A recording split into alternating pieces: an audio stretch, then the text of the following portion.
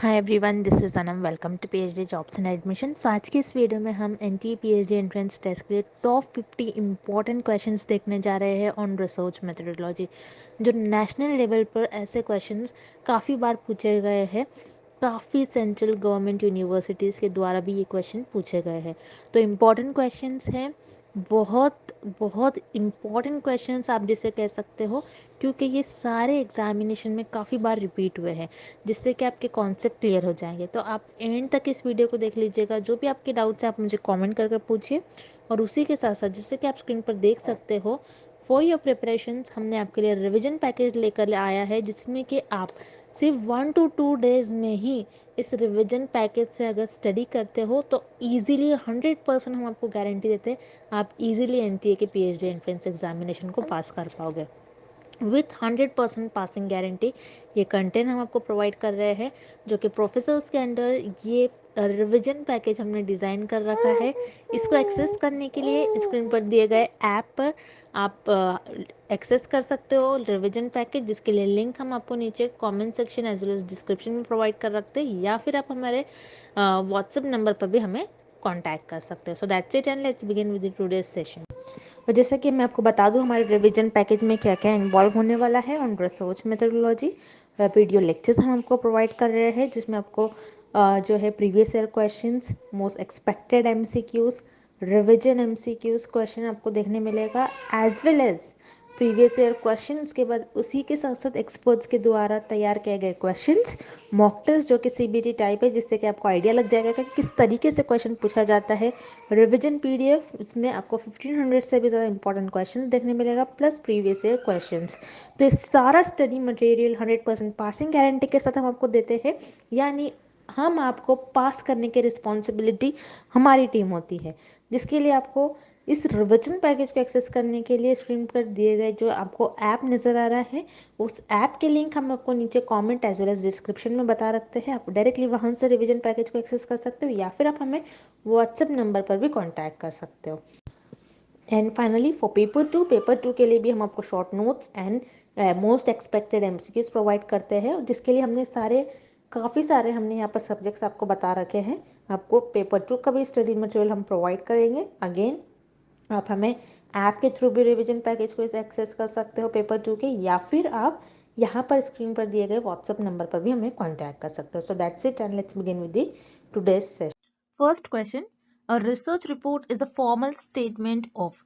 सो इस क्वेश्चन में हमें पूछा जा रहा है कि रिसर्च रिपोर्ट जो होता है ये कौन सा स्टेटमेंट होता है। रिसर्च रिपोर्ट में हम क्या प्रोवाइड करते हैं, रिसर्च रिपोर्ट में आप बेसिकली क्या लिखते हो, हमें ये पूछ रहा है इस क्वेश्चन में। तो याद रखिएगा, देखिए जिससे आप रिसर्च रिपोर्ट लिखते हो, रिसर्च रिपोर्ट में क्या करते हो आप, आपका जो पूरा रिसर्च वर्क होता है, रिसर्च में आप जो भी वर्क करते हो वो सारे वर्क को आप आपके रिसर्च रिपोर्ट में मेंशन करते हो। यानी आपने किस तरीके से डेटा कलेक्ट करा, किस तरीके से आपने अपनी प्रॉब्लम पर सॉल्व करी, किस तरीके से आपने डेटा को एनालाइज करा, किस तरीके से उसे ऑब्जर्व करा, ये सारी चीजें अपने रिसर्च में जो भी वर्क किया होता है वो सारा आप आपके रिसर्च रिपोर्ट में उस वर्क को रिप्रेजेंट करते हो, उस वर्क को बताते हो। तो उसी तरीके से हम याद रखिएगा, रिसर्च रिपोर्ट जो होता है एक पूरा रिसर्च प्रोसेस होता है। जो भी आपने रिसर्च में किया होता है, किस तरीके से आपने प्रॉब्लम ले डाउन करी होती है, किस तरीके से उस पर हाइपोथेसिस ले डाउन करी होती है, कैसा आपने प्लानिंग करी होती है, वो सारी चीजें आप आपके रिसर्च रिपोर्ट में बताते हो।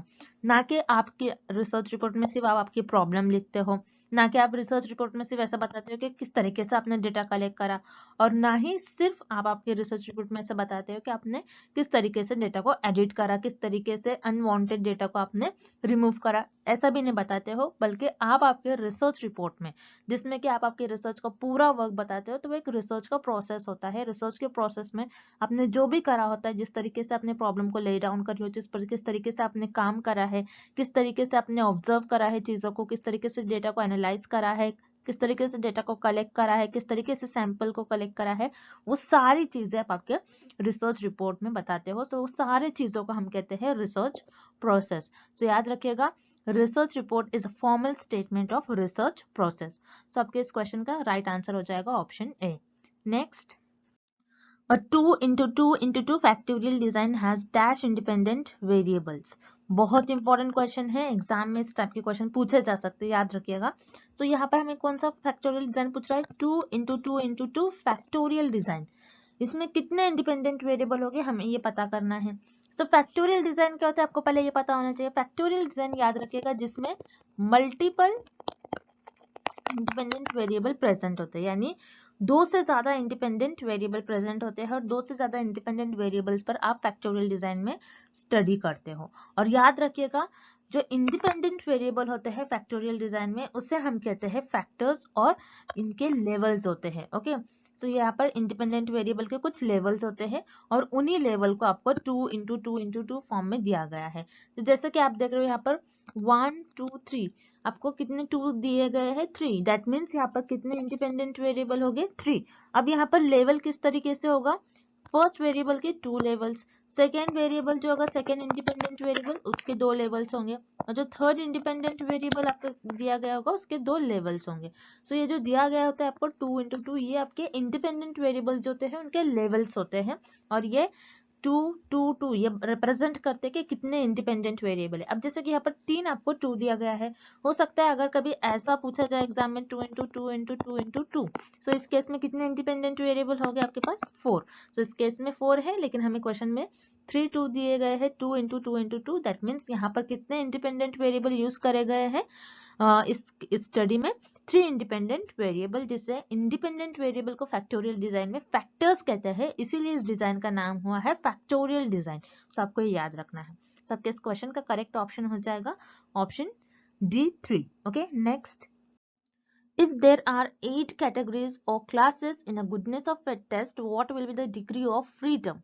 So इस क्वेश्चन में हमें क्या पूछा जा रहा है कि अगर आपके पास 8 क्लासेस है और 8 कैटेगरीज है, कौन से टेस्ट में, गुडनेस ऑफ फिट टेस्ट में, जिसे हम काय स्क्वायर टेस्ट भी बोलते हैं। ठीक है, सो यहाँ पर आपको गुडनेस ऑफ फिट टेस्ट की जगह एग्जाम में काय स्क्वायर टेस्ट भी पूछा जा सकता है, तो आपको कंफ्यूज नहीं होना है। गुडनेस ऑफ फिट टेस्ट को काय स्क्वायर टेस्ट भी कहते हैं, सबको याद रखना है।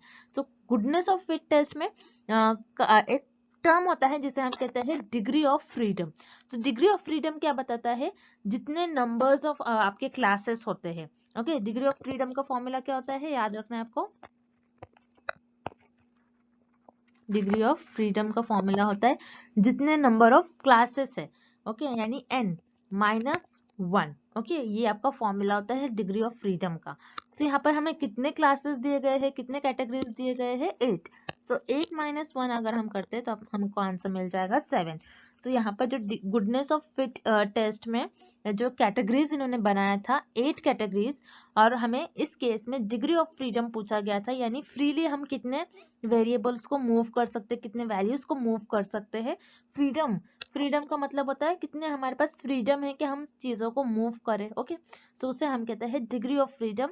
सो यहाँ पर टोटल जितने आपको क्लासेस दिए गए होंगे -1 होता है इसका फॉर्मूला। टोटल हमें 8 क्लासेस दिए गए थे, 8 कैटेगरीज दिए गए थे, 8 में से अगर हम 1 माइनस करते तो हमें 7 आंसर मिलता है। तो याद रखिएगा, ऐसा भी क्वेश्चन आपको एग्जाम में पूछा जा सकता है, बहुत इंपॉर्टेंट क्वेश्चन है। और यहाँ पर गुडनेस ऑफ फिट टेस्ट किस लिए यूज करते हैं, याद रखिएगा, आपका जो डेटा होता है, इस टाइप पे भी आपको क्वेश्चन पूछा जा सकता है एग्जाम में, आपका जो डेटा होता है वो डेटा डिस्ट्रीब्यूशन में किस तरीके से आपको फिट करना है, किस तरीके से आपका डेटा डिस्ट्रीब्यूशन में फिट होगा, इसीलिए गुडनेस ऑफ फिट टेस्ट का यूज करा जाता है। याद रखिएगा, गुडनेस ऑफ फिट यानी फिट, अपना जो डेटा होता है, आपने जो भी डेटा कलेक्ट करा होगा वो डिस्ट्रीब्यूशन में किस तरीके से फिट होना चाहिए, इसीलिए गुडनेस ऑफ फिट का यूज करा जाता है, इस टेस्ट का यूज करा जाता है। ये भी आपको एग्जाम में क्वेश्चन पूछा जा सकता है।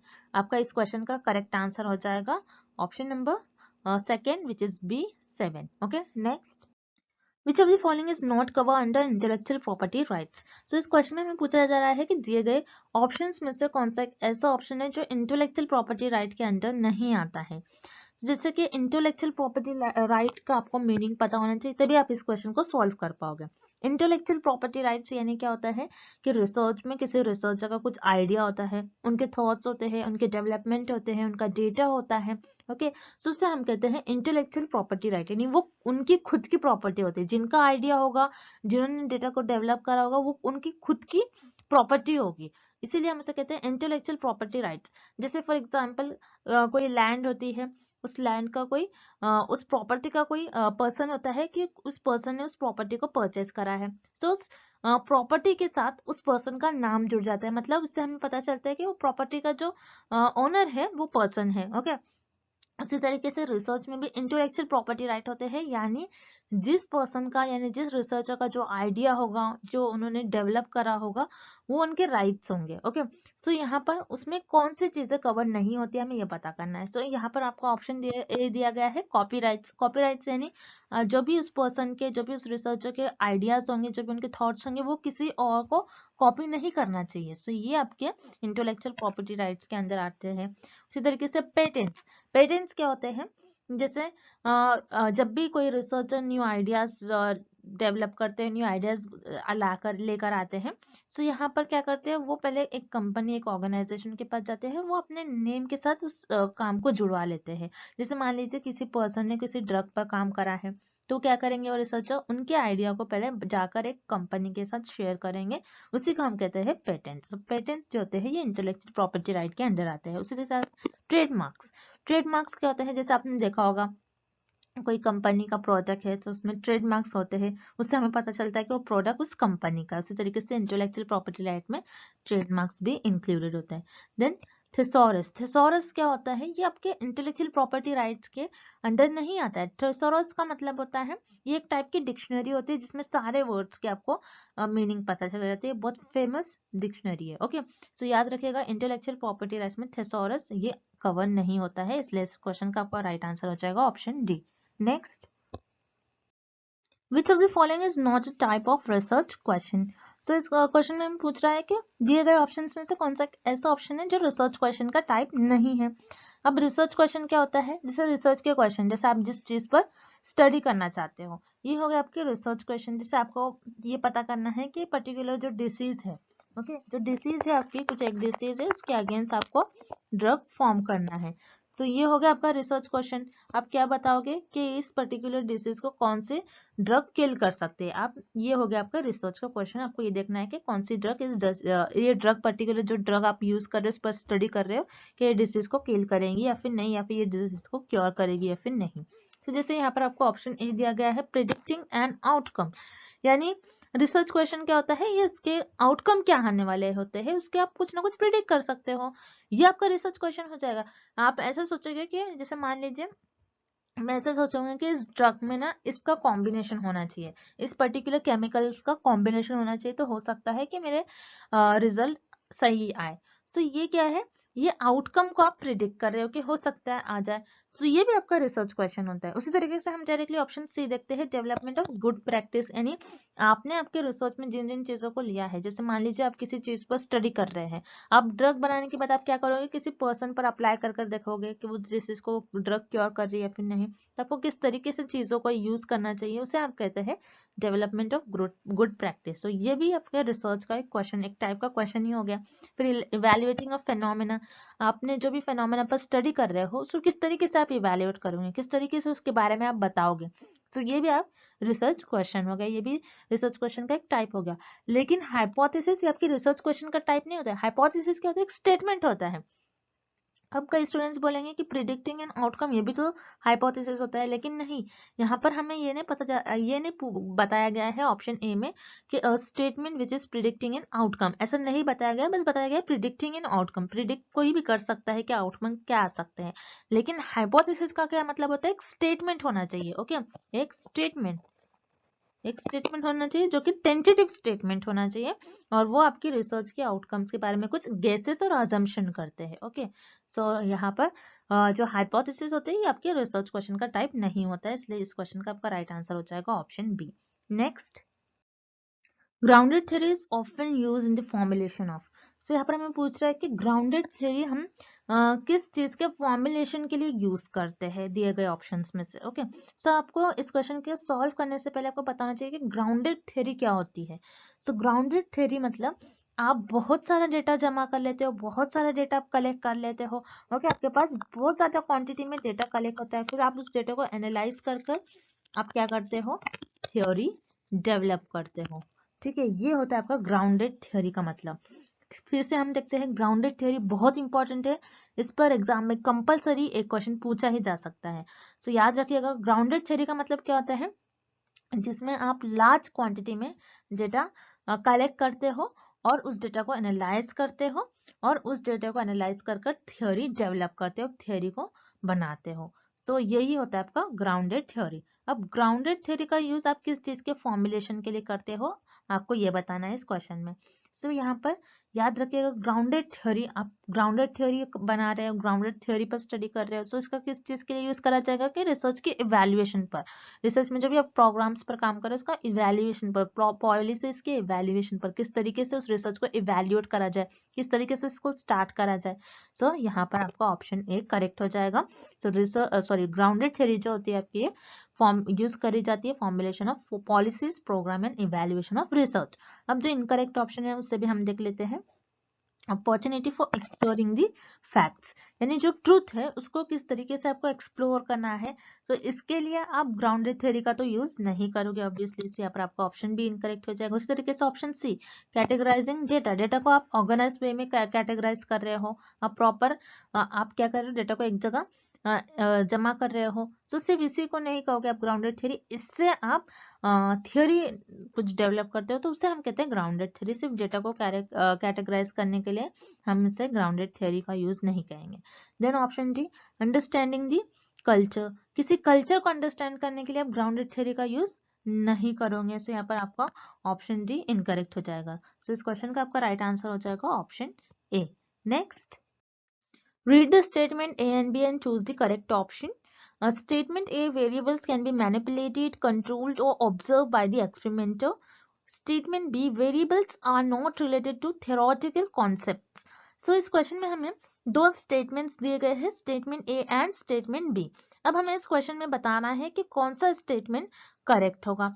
सो स्टेटमेंट ए क्या बता रहा है कि वेरिएबल्स, वेरिएबल्स क्या होते हैं आपको पता होना चाहिए, वेरिएबल्स जो कि वेरी हो सकते हैं, जो कि चेंज हो सकते हैं। सो यहाँ पर रिसर्चर के पास चांस होता है कि इसको मैनिपुलेट करे, वेरी कर रहे हैं यानी इसको चेंज कर सकते हैं, इसमें कुछ हेरफेर कर सकते हैं, कंट्रोल कर सकते हैं रिसर्चर वेरिएबल्स को, और ऑब्जर्व कर सकते हैं। एक्सपेरिमेंटर यानी जो एक्सपेरिमेंट कर रहा है वो वेरिएबल्स को मैनिपुलेट कर सकते हैं, कंट्रोल कर सकते हैं और ऑब्जर्व कर सकते हैं। तो यहाँ पर आपका स्टेटमेंट ए जो दिया गया है ये करेक्ट होगा। देन स्टेटमेंट बी आपको क्या बता रहा है, variables are not related to theoretical concept. तो यहाँ पर क्या बता रहा है हमें कि जो वेरिएबल्स होते हैं ये थ्योरेटिकल कॉन्सेप्ट से रिलेटेड नहीं होते। नो, यहाँ पर आपका स्टेटमेंट भी इनकरेक्ट हो जाएगा, क्योंकि वेरिएबल जो है आपके थ्योरेटिकल कॉन्सेप्ट से रिलेटेड होते हैं। अगर ऐसा होगा तो आप क्या करोगे, सिर्फ मैथमेटिकल कॉन्सेप्ट से ही रिलेटेड एक्सपेरिमेंट्स परफॉर्म कर पाओगे, आप कभी थ्योरेटिकल कॉन्सेप्ट से रिलेटेड एक्सपेरिमेंट परफॉर्म नहीं कर पाओगे। तो याद रखिएगा, वेरिएबल जो होते हैं थ्योरेटिकल कॉन्सेप्ट से भी रिलेटेड होते हैं। जैसे मान लीजिए आपको किसी जेंडर पर स्टडी करना है, ओके, आप क्या कर रहे हो, जेंडर पर स्टडी कर रहे हो, सो मेल और फीमेल, तो ये क्या हो गया आपके थ्योरेटिकल कॉन्सेप्ट हो गई है। आप जेंडर पर स्टडी कर रहे हो तो ये आपके थ्योरेटिकल कॉन्सेप्ट हो गए, जेंडर में कौन आता है, फीमेल या फिर मेल। सो यहाँ पर आप इन चीजों पर स्टडी कर रहे हो, उनके बिहेवियर्स पर स्टडी करेंगे आप, उनके कुछ में चेंजेस जिस तरीके से आते हैं एज को देखकर, अगर मान लीजिए उस पर स्टडी कर रहे हैं, उनके बिहेवियर्स पर स्टडी कर रहे हैं, सो ये क्या हो गया आपके थ्योरेटिकल कॉन्सेप्ट्स हो गए। सो वेरिएबल जो होते हैं याद रखिएगा ये थ्योरेटिकल कॉन्सेप्ट से रिलेटेड होते हैं, as well as mathematical concept से भी आपके वेरिएबल्स रिलेटेड होते हैं। सो इस क्वेश्चन का आपका राइट आंसर हो जाएगा option B, statement A true है and statement B is false. Next, Which of the following is helpful in determining the sample size? So इस क्वेश्चन में पूछ रहा है कि कौन सा ऑप्शन और कौन सा फॉर्मूला ऐसा है जो सैंपल साइज डिटरमाइन करने में हेल्पफुल होता है। यानी जैसे सैंपल साइज का मतलब क्या होता है आपको पहले ये पता होना चाहिए। सैंपल साइज क्या होता है कि पॉपुलेशन है आपकी, मान लीजिए आपके पास 1000 पॉपुलेशन है, 1000 पॉपुलेशन में आपके पास 1000 मेंबर्स है। सब क्या करते हो, पूरे 1000 लोगों पर आप स्टडी नहीं करते, बल्कि आप आपका सैंपल चुन लेते हो, यानी पॉपुलेशन में से लोगों को चुन लेते हो, कुछ लोगों को चुन लोगे, ये आपका सैंपल बच जाएगा और इस पर आप आपकी स्टडी परफॉर्म करोगे। ओके, तो यहाँ पर जैसे पॉपुलेशन आपकी 1000 पॉपुलेशन है, अब आपको चाहिए कि मेरा 40% एक्यूरेट रिजल्ट आना चाहिए। सो इस केस में कोहेरेंस फॉर्मूला ये आपको मदद करता है डिटरमाइन करने के लिए कि आपको कितना सैंपल साइज लेना चाहिए। 1000 पॉपुलेशन में है तो आपको कितना सैंपल साइज लेना चाहिए, कि आपको 250 सैंपल साइज लेना चाहिए, यानी 250 मेंबर्स को आपके सैंपल्स में आपको इंक्लूड करना चाहिए, या फिर 50। सो ये आपके कोहेरेंस फॉर्मूला बताता है। सो याद रखिएगा, कोहेरेंस फॉर्मूला बताता है कि अगर आप चाहोगे कि इतने % आपके एक्यूरेट रिजल्ट आए तो कोहेरेंस फॉर्मूला बताता है कि आपके सैंपल्स के साइज कितने होने चाहिए। ओके, सो यहाँ पर आपका ऑप्शन बी करेक्ट हो जाएगा, यानी सैंपल साइज सेलेक्ट करने के लिए कोहेरेंस फॉर्मूला बहुत हेल्पफुल होता है, बहुत मदद करता है। अभी रुसेल्स 2000 इंडेक्स ये किस चीज में आपके लिए हेल्पफुल करता है? ये स्टॉक मार्केट में, ये आपके जो शेयर मार्केट होते हैं मार्केटिंग से रिलेटेड होता है। सो यहाँ पर ये ऑप्शन ए आपका इनकरेक्ट हो जाएगा। उसी तरीके से ऑप्शन सी स्पीयर्समैन फॉर्मूला। सो स्पीयर्समैन फॉर्मूला क्या बताता है कि वेरिएबल जो आपके कैसे रिलेटेड है, वेरिएबल्स के बीच में किस टाइप का रिलेशन है, वेरिएबल्स किस तरीके से एक दूसरे से रिलेटेड है, ये बताता है आपका स्पीयर्समैन फॉर्मूला। सो याद रखिएगा, स्पीयर्समैन फॉर्मूला ये आपके वेरिएबल से रिलेटेड, वेरिएबल्स के बीच में किस तरीके से रिलेशन होता है, कैसा रिलेशन है, वो बताता है आपका स्पीयर्समैन फॉर्मूला। सो यहाँ पर आपका ऑप्शन सी जो है ये भी इनकरेक्ट हो जाएगा। इस क्वेश्चन का आपका राइट आंसर हो जाएगा option B, Cochran's formula. Next, qualitative research helps in the collecting data under dash more situation। सो इस क्वेश्चन में पूछा जा रहा है कि क्वालिटेटिव रिसर्च होती है जिसमें आप डेटा कलेक्ट करते हो, क्वालिटेटिव रिसर्च में जो भी डेटा आप कलेक्ट करते हो सो वो किस सिचुएशन के अंदर आप डेटा को कलेक्ट करते हो, कि नॉर्मल सिचुएशन में, या फिर एक्सपेरिमेंटल, या फिर आर्टिफिशियल, या फिर नेचुरल कंडीशन में, किस सिचुएशन में, किस कंडीशन में आप डेटा को कलेक्ट करते हो। जैसे क्वालिटेटिव रिसर्च में आप क्या करते हो, डिफरेंट मेथड्स यूज करके डेटा कलेक्ट करते हो। जैसे इंटरव्यू अगर आप कलेक्ट कर रहे हो तो आप क्या करते हो, एक्सपर्ट्स को आप इनवाइट करते हो। सो यहाँ पर आप क्या करो, नेचुरल सेटिंग में आप क्या कर रहे हो, नेचुरल सेटिंग में उस एक्सपेरिमेंट्स में, और सॉरी उस इंटरव्यू में आप क्या कर रहे हो, डेटा कलेक्ट कर रहे हो। इंटरव्यू जो होगा, आप पहले एक्सपर्ट्स को इंटरव्यू के लिए इनवाइट करते हो। सो वो इंटरव्यू आते हैं, फिर आपके क्वेश्चंस का वो रिप्लाई करते हो, तो उनके थ्रू आप क्या करते हो, डेटा कलेक्ट करते हो। उसी तरीके से ऑब्जर्वेशन रिसर्चर उस पर्टिकुलर एरिया में जाकर चीजों को ऑब्जर्व करके डेटा कलेक्ट करते हैं। ओके, सो क्वालिटेटिव रिसर्च में जो भी डेटा कलेक्ट करा जाता है ये नेचुरल सेटिंग में डेटा कलेक्ट करा जाता है। सो यहाँ पर नॉर्मल सेटिंग ये तो कुछ होगा नहीं, सो यहाँ पर आपको ऑब्वियसली ऑप्शन ए इनकरेक्ट हो जाएगा। एक्सपेरिमेंटल तो हो नहीं सकता, क्वालिटेटिव रिसर्च है। सो आपको याद रखना है डायरेक्टली क्वालिटेटिव रिसर्च होता है ये आपके एक्सपेरिमेंट से रिलेटेड नहीं होते हैं। एंड आर्टिफिशियल, सो यहाँ पर दो ही ऑप्शन हो सकते थे, नेचुरल या फिर आर्टिफिशियल सिचुएशन। सो याद रखिएगा, क्वालिटेटिव रिसर्च होती है आर्टिफिशियल सेटिंग में नहीं कंडक्ट करवाई जाती है। क्वालिटेटिव रिसर्च ये नेचुरल सिचुएशन के अंडर में लाई करती है, जिसमें आप डेटा जो कलेक्ट करते हो नेचुरल सेटिंग्स में डेटा कलेक्ट करते हो। सो इस क्वेश्चन का आपका राइट आंसर हो जाएगा option B, natural. Next, Which type of research focuses on what will be? So इस क्वेश्चन में पूछा जा रहा है कि कौन सी ऐसी रिसर्च है जो ये बताती है कि क्या होगा आगे। ओके, सो जैसे यहाँ पर एक्सपेरिमेंटल रिसर्च है। एक्सपेरिमेंटल रिसर्च में हम यही देखते हैं कि आगे क्या होगा, क्या अगर हम इंडिपेंडेंट वेरिएबल को कैसे रखें, इंडिपेंडेंट वेरिएबल को क्या हम मैनिपुलेट करते हैं तो किस तरीके से डिपेंडेंट वेरिएबल पर उसका अफेक्ट होगा, किस तरीके से आगे होने वाला है, इस चीज को आपको बताता है। व्हाट विल बी का मतलब होता है आगे क्या होगा, किस तरीके से हमें रिजल्ट मिलेगा। अगर हम इंडिपेंडेंट वेरिएबल को मैनिपुलेट कर रहे हैं, चेंज कर रहे हैं, उसमें कुछ हेरफेर कर रहे हैं, तो किस तरीके से हमें रिजल्ट मिलेंगे, क्या होगा आगे। इसीलिए हम एक्सपेरिमेंट रिसर्च का यूज करते हैं। सो याद रखिएगा, एक्सपेरिमेंटल रिसर्च एक ऐसे टाइप की रिसर्च होती है जो ये बताती है कि आगे क्या होने वाला है। तो यहाँ पर आपका ऑप्शन है करेक्ट हो जाएगा। अब जो रिमेनिंग ऑप्शन है उन्हें भी हमने एक बार देख लेते हैं। केस स्टडी क्या होता है, केस स्टडी ये बताता है कि आप 4 to 5 लोगों का एक ग्रुप बना लेते हो जिसमें आप एक पर्टिकुलर टॉपिक के बारे में डिटेल में उसमें एनालाइज करते हो, उसके बारे में डिटेल में एग्जामिन करते हो चीजों को, उसके बारे में स्टडी करते हो। सो आप यहाँ पर केस स्टडी का फोकस और मेन एम ये नहीं होता है कि क्या होगा, आप बस चीजों को एग्जामिन करते रहते हो, ये होता है केस स्टडी का मेन एम। सो यहाँ पर आपका ऑप्शन भी इनकरेक्ट हो जाएगा। देन ऑप्शन सी सर्वे। सर्वे क्या होता है, जिसके थ्रू आप डेटा कलेक्ट करते हो, डिफरेंट मेथड्स परफॉर्म कर आप क्या करते हो, डेटा कलेक्ट करते हो, उसे हम कहते हैं सर्वे।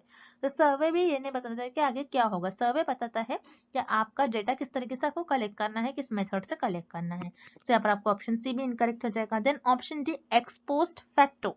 एक्सपोस्ट फैक्टो क्या बताता है, कि आप जो भी सिचुएशन हो जाती है, जो भी सिचुएशन अकर हो जाती है, उसके बाद आप उस चीज पर स्टडी कर लेते हो। जैसे मान लीजिए किसी का एक्सीडेंट हो गया, ओके, फिर उसके बाद उस पर स्टडी करी जाती है किस तरीके से उसका एक्सीडेंट हो गया। फिर या फिर मान लीजिए कोई डिसीज हो गई, जैसे कोविड डिसीज हो गई, उसके बाद उस पर स्टडी करी गई कि वो डिसीज किस तरीके से आई। ओके, सो एक्सपोज फैक्टर रिसर्च में जो भी पुराने इवेंट्स अकर हो जाते हैं उसके बाद उस पर स्टडी करी जाती है। एक्सपोज फैक्टर ये नहीं बताता है कि आगे क्या होगा। तो यहाँ पर आपका ऑप्शन डी भी इनकरेक्ट हो जाएगा। तो इस क्वेश्चन का आपका राइट आंसर हो जाएगा ऑप्शन ए, एक्सपेरिमेंटल रिसर्च, जो बताती है कि आगे क्या होगा। Next, the type of error in which research study over which the researcher has no control is called. So इस क्वेश्चन में भी पूछ रहा है कि रिसर्च में एक ऐसा एरर, ऐसे टाइप का एरर जिस पर रिसर्चर का कोई कंट्रोल नहीं है, तो उस एरर को हम क्या कहेंगे? कि उस एरर को हम टाइप 1 एरर कहेंगे, या फिर टाइप 2 एरर, या फिर रैंडम एरर कहेंगे। तो याद रखिए रिसर्च में बेसिकली मेनली दो ही टाइप के एरर होता है, जिसे हम कहते हैं type 1 error and type 2 error. अब ये एरर होते क्या है, तो आपको याद रखना है, रिसर्च में रिसर्चर हमेशा अपनी हाइपोथेसिस को टेस्ट करते हैं। अब जब भी रिसर्च अपनी हाइपोथेसिस को टेस्ट करते हैं, हमेशा नल हाइपोथेसिस को टेस्ट करते हैं। अब नल हाइपोथेसिस बताती है कि वेरिएबल्स के बीच में कोई रिलेशन नहीं है, इसे हम कहते हैं नल हाइपोथेसिस।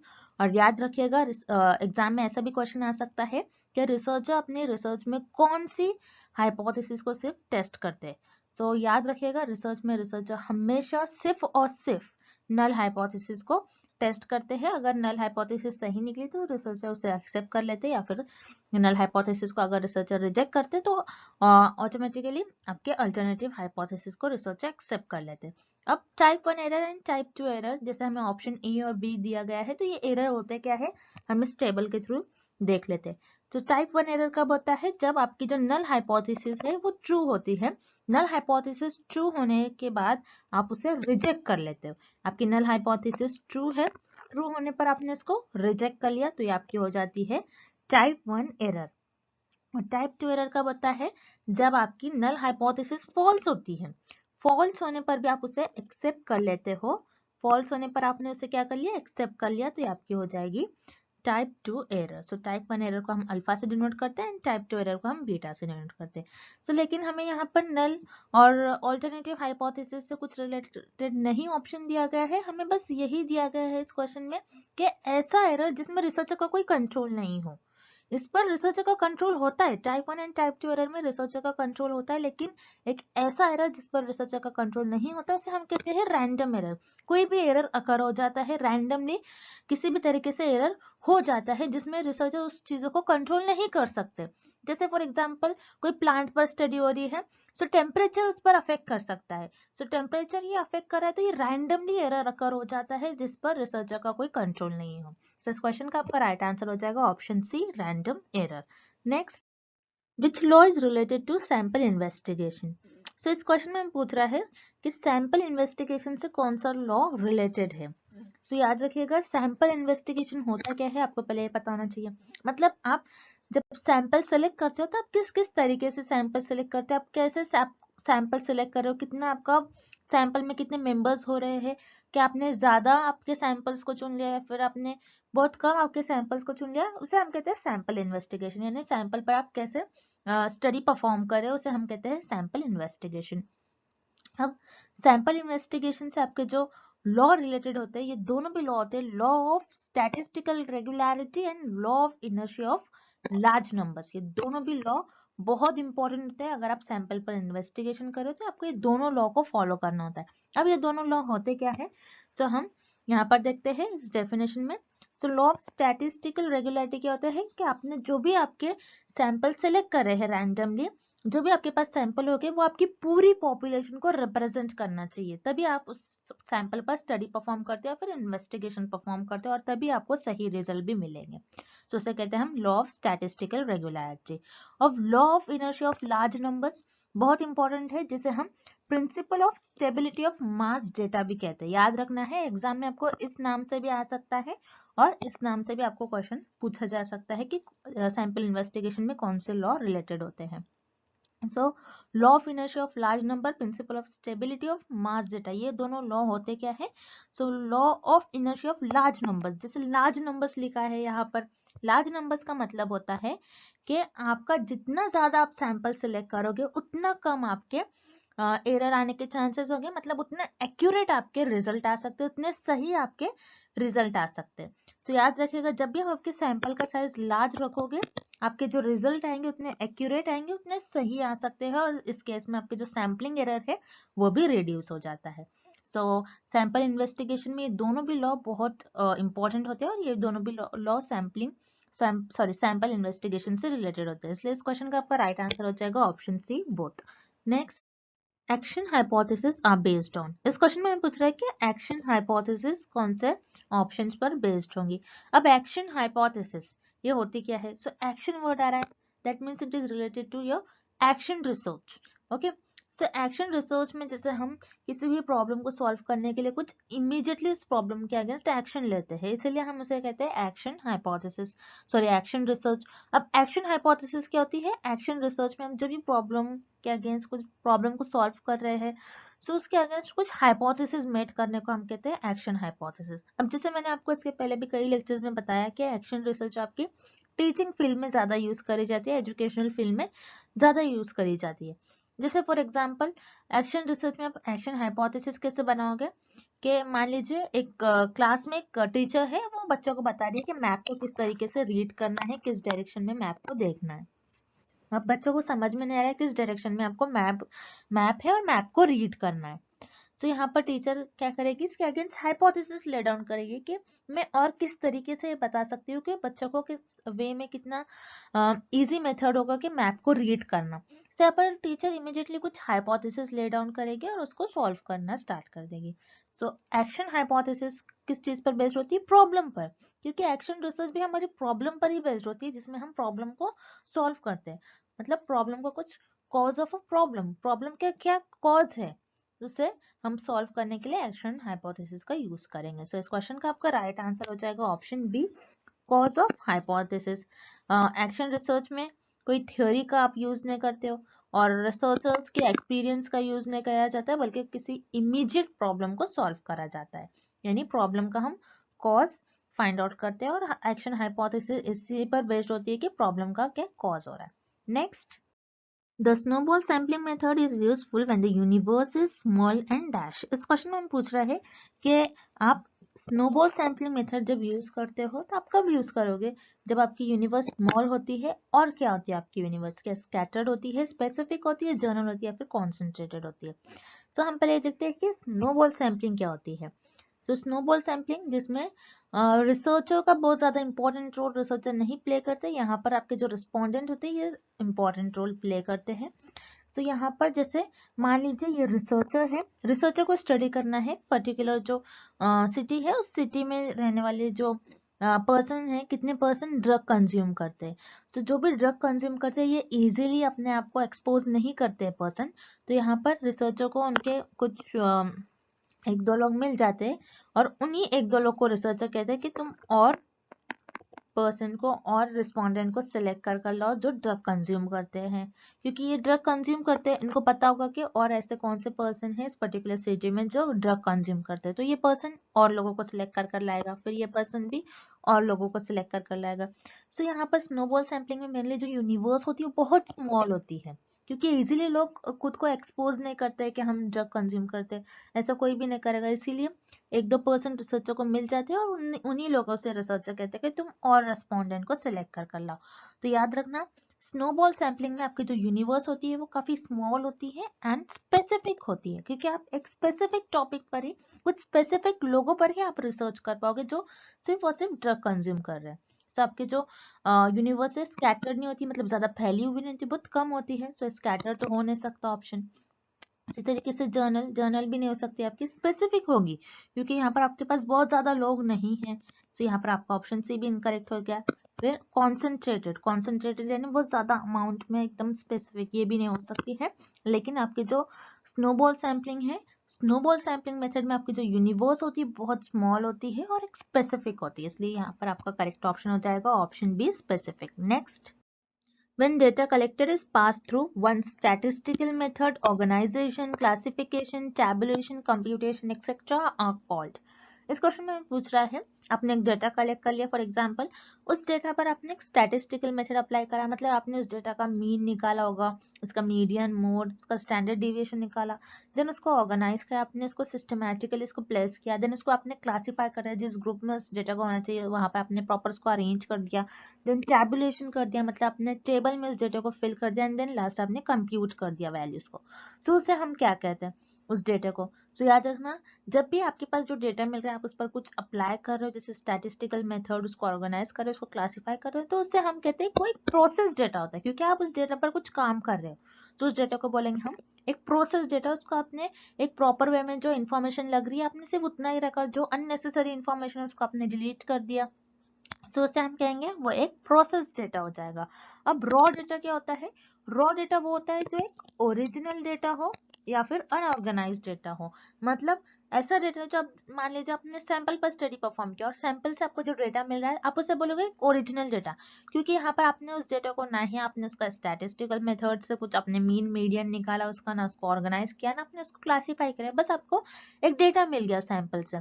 सो वो एक ओरिजिनल डेटा अगर अनऑर्गेनाइज्ड होगा, जिसका आपने उसको कुछ ऑर्गेनाइज नहीं किया, उस पर कुछ मेथड्स ने अप्लाई किए, उसको क्लासीफाई नहीं किया, तो उसे हम कहते हैं एक रॉ डेटा।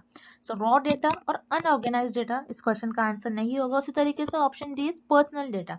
पर्सनल डेटा क्या होता है, जो आपका खुद का डेटा हो, जैसे मान लीजिए फॉर एग्जाम्पल आपका नेम, सरनेम, आपका एड्रेस, सो ये सारे आपके पर्सनल डेटा हो जाएगा। सो पर्सनल डेटा को आप ना ही उस पर आप स्टैटिस्टिकल मेथड अप्लाई कर सकते हो, ना ही उसको ऑर्गेनाइज कर सकते हो, तो यहाँ पर ऑब्वियसली आपका ऑप्शन डी भी इनकरेक्ट हो जाएगा और इस क्वेश्चन का आपका राइट आंसर हो जाएगा option B, process data.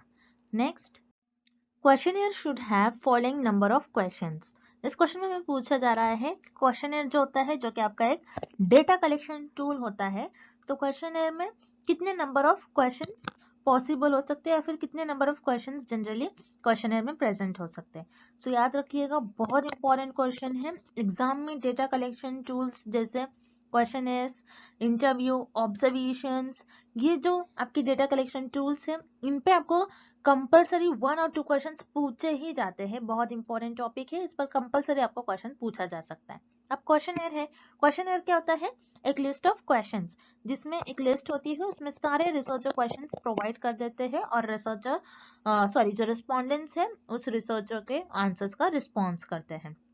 So question क्या होते हैं, ये स्ट्रक्चर्ड क्वेश्चन होते हैं, रिसर्च पहले से ही इनको डिसाइड कर लेते हैं क्वेश्चंस को, और जो आपके रिस्पोंडेंट है उनको बस यहाँ पर रिस्पॉन्स करना होता है। सो याद रखिएगा, क्वेश्चनर जो होते हैं, क्वेश्चनर्स में ना 20 क्वेश्चंस होते हैं, ना 30, ना 40, मतलब क्वेश्चनर में जरूरी नहीं है कि आप सिर्फ और सिर्फ 10 ही क्वेश्चंस पूछ सकते हो आपके रिस्पोंडेंट से, या फिर सिर्फ आप 30 क्वेश्चंस पूछ सकते हो, ऐसा कोई स्पेसिफिक नंबर नहीं होता है।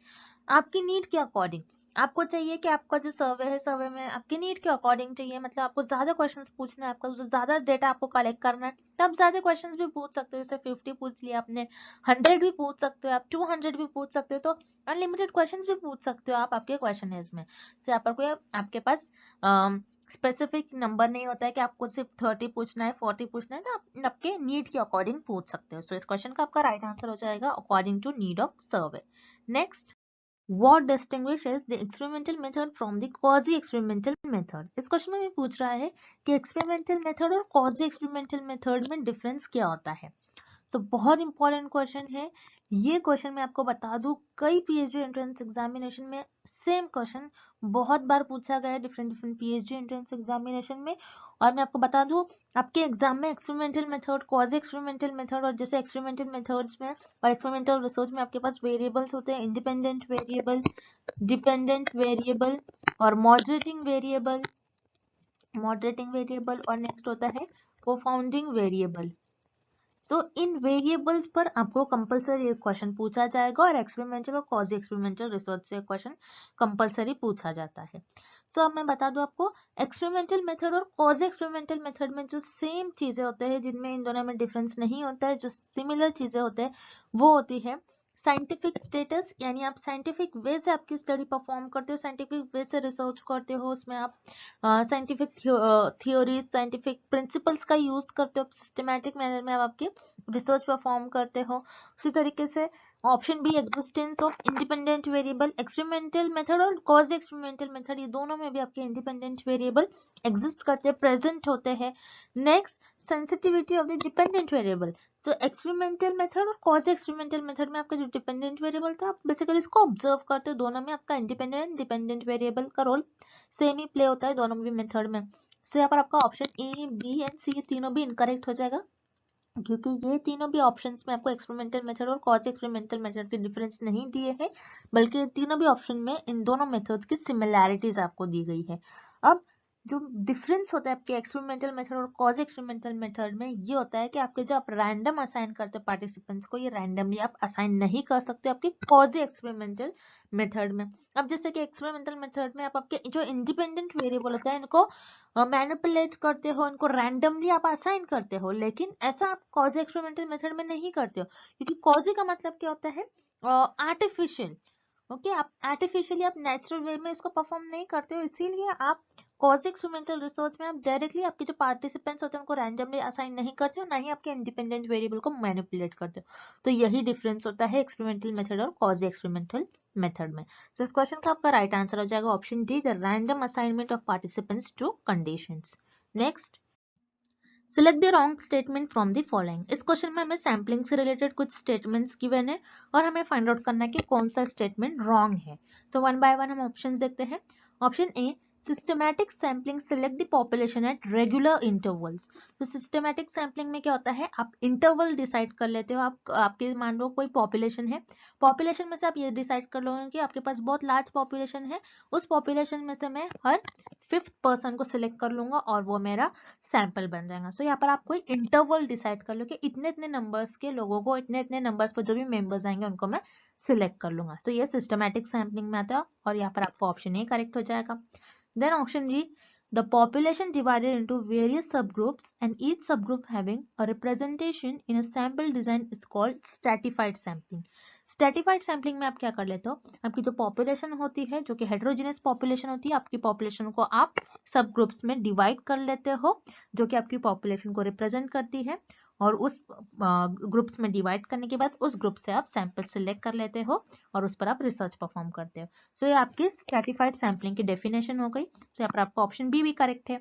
Then option C, the members of population are fairly homogeneous where simple random sampling is used. Yes, यहाँ पर आपका ऑप्शन सी भी करेक्ट हो जाएगा। ऑप्शन सी ये कह रहा है हमें कि सिंपल रैंडम सैम्पलिंग में आप जो पॉपुलेशन में से मेंबर्स सिलेक्ट करते हो, तो आपकी जो पॉपुलेशन होगी उस केस में होमोजीनियस होगी। अगर आपकी पॉपुलेशन होमोजीनियस होंगे तो आप सिंपल रैंडम सैम्पलिंग मेथड का यूज करते हो और रैंडमली पॉपुलेशन में से मेंबर्स को सिलेक्ट कर लेते हो। अगर आपकी पॉपुलेशन हेटेरोजीनियस होगी तो आप स्ट्रेटिफाइड का यूज करोगे। सो यहाँ पर आपको ऑप्शन सी भी करेक्ट है। Then option D, simple random sampling is not just like drawing a number in a lottery. तो आपको याद रखना है ये ऑप्शन जो आपको गिवन है सैम्पलिंग से रिलेटेड, ये इनकरेक्ट है, ये रॉन्ग स्टेटमेंट है, क्योंकि सिंपल रैंडम सैम्पलिंग में आप लॉटरी मेथड की तरह आपके पॉपुलेशन में से मेंबर्स को सिलेक्ट कर लेते हो। तो सिंपल रैंडम सैम्पलिंग को हम लॉटरी मेथड भी कहते हैं। तो लॉटरी मेथड क्यों कहते हैं, जैसे आपने देखा होगा जब लॉटरी का टिकट लगता है लोगों को, तो क्या कैसे करते हैं, लॉटरी मेथड में एक लिस्ट होती है जिसमें मेंबर्स के नेम गिवन होते हैं, उसमें आप रैंडमली किसी भी मेंबर्स को चूज कर लेते हो और उनकी लॉटरी लग जाती है। उसी तरीके से सिंपल रैंडम सैम्पलिंग में भी आप पॉपुलेशन में से मेंबर्स को डायरेक्टली सिलेक्ट करते हो, मतलब रैंडमली सिलेक्ट करते हो और उस पर स्टडी परफॉर्म करते हो आपकी। सो सिंपल रैंडम सैम्पलिंग को हम लॉटरी मेथड भी कहते हैं। दैट्स व्हाई पर आपका ऑप्शन डी जो है इनकरेक्ट है। सो यहाँ पर आपका रॉन्ग स्टेटमेंट है रिलेटेड टू सैम्पलिंग। सो यहाँ पर आपका ऑप्शन डी करेक्ट हो जाएगा। Simple random sampling is not just like drawing a number in a lottery. Next, written documents, newspapers, diaries, letter, trip description, etc. are the source of information used in. So इस question में हमें पूछ रहा है कि आपके पास कुछ written documents है जैसे newspaper, diaries, letters, trip descriptions. तो ये सारे जो सोर्सेज है, इन सोर्सेज से आपको जो इन्फॉर्मेशन मिलेगी, आप कौन से मेथड में इन सोर्सेज की इन्फॉर्मेशन को यूज करोगे। सो याद रखिएगा, जैसे हिस्टोरिकल रिसर्च में, हिस्ट्री में भी आप जैसे पढ़ते हैं, आपके पास सारा पुराना डेटा होता है, यानी पास्ट में जो भी फेनोमेना अकर होता है उसको बताया जाता है। उसी तरीके से जैसे यहाँ पर आप देख रहे हो न्यूज़पेपर, डायरीज, लेटर, यहाँ पर आपका जो सोर्स ऑफ इंफॉर्मेशन ये सेकेंडरी होता है, यानी ये ऑलरेडी अवेलेबल डेटा होता है। सो जो ऑलरेडी अवेलेबल डेटा होता है ये हिस्टोरिकल मेथड में आप यूज करते हो। यानी हिस्टोरिकल रिसर्च में क्या होता है, जैसे पास्ट में जो हिस्ट्री हैपेंस होती है, जैसे वर्ल्ड वॉर, इंडियन हिस्ट्री, ये सारी जो हिस्ट्री होती है सारी आपको हिस्ट्री बुक में देखने मिलती है। तो वही होता है आपका हिस्टोरिकल मेथड। हिस्टोरिकल मेथड में ऑलरेडी जो अवेलेबल सोर्सेस है उसी का यूज करा जाता है, उसको एनालाइज किया जाता है और ये देखा जाता है कि प्रेजेंट में इसका कुछ यूज होता है या फिर यूज है या फिर नहीं है। सो यहाँ पर ये जो डेटा है, ये जो सोर्सेस आपको इन्फॉर्मेशन मिल रहा है, आप ये हिस्टोरिकल मेथड में यूज करोगे।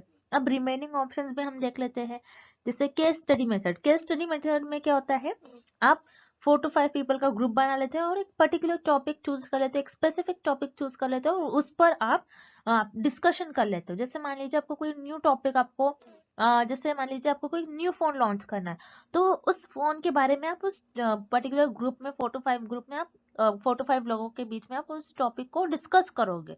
सो यहाँ पर केस स्टडी मेथड से आपके पास जो भी डेटा आपको मिलेगा, जो भी इन्फॉर्मेशन मिलेंगी, एक न्यू मिलेगी।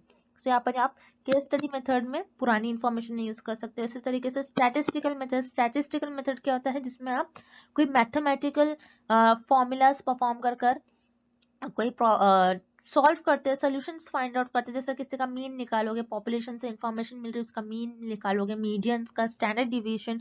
सो ये सारे आपके मैथमेटिकल से रिलेटेड टर्म्स है। सो स्टैटिस्टिकल मेथड में भी आप न्यू इन्फॉर्मेशन जनरेट करते हो। यहाँ पर आपका ऑप्शन सी इनकरेक्ट हो जाएगा। उसी तरीके से ऑप्शन डी इवैल्यूएशनरी मेथड। इवैल्यूएशनरी मेथड क्या होता है, जिसमें लिविंग ऑर्गेनिजम्स के बारे में स्टडी की जाती है, उनके जो भी प्रॉब्लम्स होते हैं उनको सॉल्व करने के लिए इवैल्यूएशनरी मेथड का यूज करा जाता है। जैसे जीन्स हो गए, ऑफस्प्रिंग्स, जीन्स, पेरेंट्स से कुछ प्रॉब्लम आ रही है, सो ये सारी चीजें जो होती है ये इवोल्यूशनरी मेथड में यूज करी जाती है। ज्यादा करके बायोलॉजी फील्ड से ज्यादातर रिलेटेड होती है। सो यहाँ पर हम प्रॉब्लम्स को सॉल्व करते हैं। सो ऑब्वियसली यहाँ पर आपका ऑप्शन डी इनकरेक्ट हो जाएगा और इस क्वेश्चन का आपका राइट आंसर हो जाएगा option A, historical method. And dash is the way to solve the research problem in a systematic way. इस क्वेश्चन में हमें पूछ रहा है कि हमें दिए गए ऑप्शन में से कौन सा एक ऐसा ऑप्शन है जिसमें हम हमारी जो रिसर्च की प्रॉब्लम होती है उसे हम एक सिस्टमैटिक वे में सॉल्व करते हैं।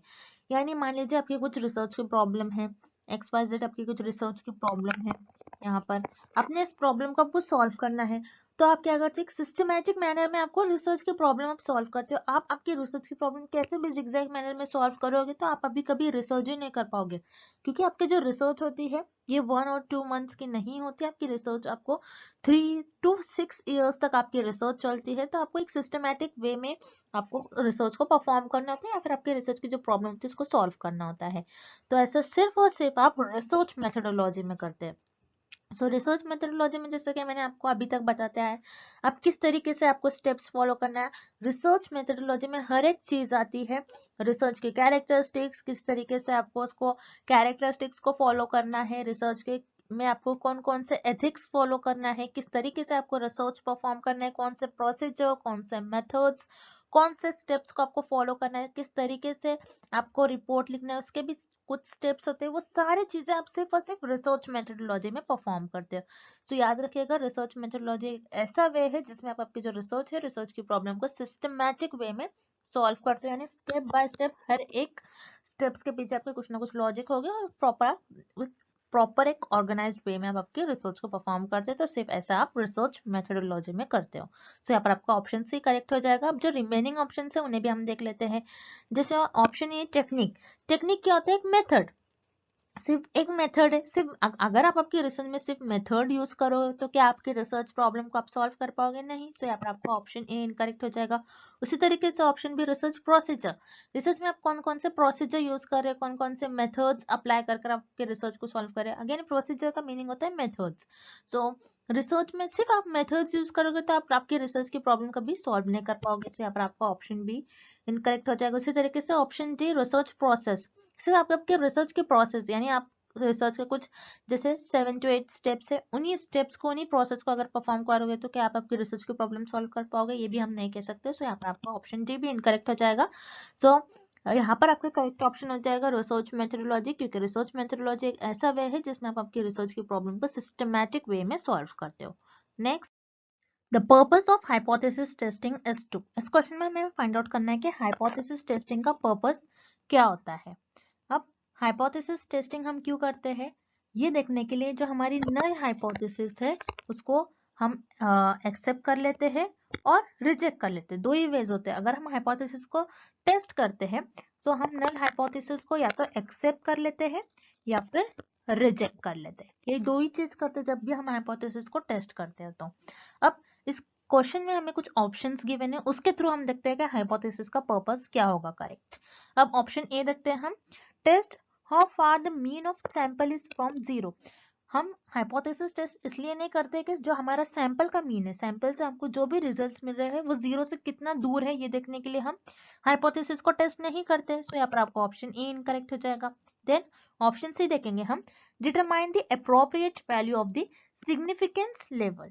हम सिग्निफिकेंस लेवल को डिटरमाइन करने के लिए भी हाइपोथेसिस को टेस्ट नहीं करते हैं। अब सिग्निफिकेंस लेवल क्या होता है, सिग्निफिकेंस लेवल वो होता है जब भी आप हाइपोथेसिस को टेस्ट करते हो तो आप आपके जो रिजल्ट है उसमें कुछ एरर अलाउ करते हो। अब मान लीजिए आपका जो सिग्निफिकेंस लेवल है वो आप 1% रखते हो और या फिर 5%, या तो आप 1% रखोगे या फिर 5%। अगर आपने आपका सिग्निफिकेंस लेवल 1% रखा है मतलब आप सिर्फ आपकी स्टडी में 1% एरर को अलाउ करोगे, मतलब आपके जो 99% जो भी रिजल्ट आएंगे वो सही होंगे।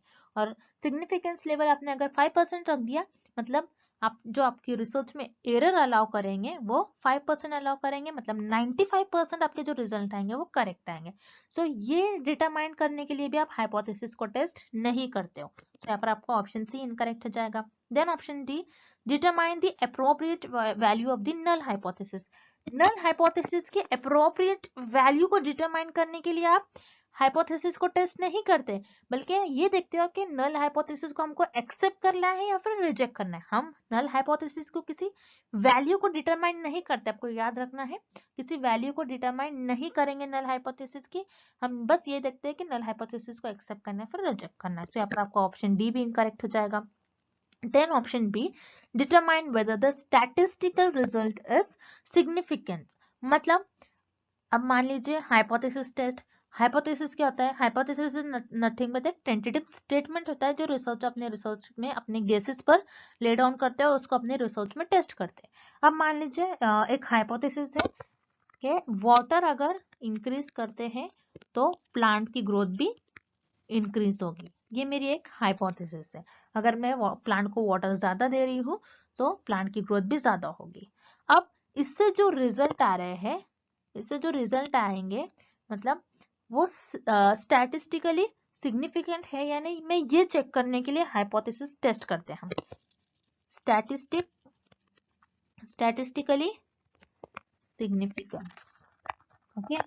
हम हाइपोथेसिस टेस्ट इसलिए करते हैं स्टैटिस्टिकली सिग्निफिकेंस है या फिर नहीं ये देखने के लिए। अब स्टैटिस्टिकली सिग्निफिकेंस का मतलब क्या हो रहा है, आपके जो रिजल्ट हो रहे हैं वो बाय चांस आ रहे हैं या फिर आपका जो इंडिपेंडेंट वेरिएबल है मतलब जो वाटर है, कि वाटर की वजह से ही ग्रोथ हो रही है या फिर नहीं, आप ये देखते हो।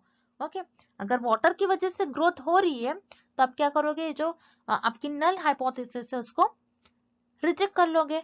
अगर वाटर की वजह से ग्रोथ नहीं हो रही है तो आपकी नल हाइपोथेसिस को आप एक्सेप्ट कर लोगे। सो ये हो जाती है आपकी हाइपोथेसिस टेस्टिंग का पर्पस। सो हाइपोथेसिस टेस्टिंग का पर्पस ये होता है कि determine whether a statistical result is significant. So यहाँ पर आपका ऑप्शन भी करेक्ट हो जाएगा। Next, coefficient correlation between two groups is -1.09. It indicates A और N. So इस क्वेश्चन में हमें कोरिलेशनल रिसर्च में एक कोएफिशिएंट होता है, इससे रिलेटेड हमें क्वेश्चन दिया गया है, बहुत इंपॉर्टेंट है। आपके कोरिलेशनल रिसर्च में कोएफिशिएंट होता है जिसका नाम होता है कार्ल पियर्सन्स कोएफिशिएंट। तो ये साइंटिस्ट का नाम है कार्ल पियर्सन्स, इन्होंने एक कोएफिशिएंट दिया था कोरिलेशनल रिसर्च में जिसे हम कहते हैं कार्ल पियर्सन्स कोएफिशिएंट। बहुत इंपॉर्टेंट है, बहुत इंपॉर्टेंट है। अगेन मैं रिपीट कर रही हूँ, और एग्जाम में इस कोएफिशिएंट से, कार्ल पियर्सन्स कोएफिशिएंट से एक क्वेश्चन आपको कंपलसरी पूछा ही जाता है। सो हम इस क्वेश्चन को सॉल्व करते हैं। जैसे इस क्वेश्चन में हमें पूछ रहा है कि कार्ल पियर्सन्स कोएफिशिएंट, इस कोएफिशिएंट की वैल्यू -1.09 है।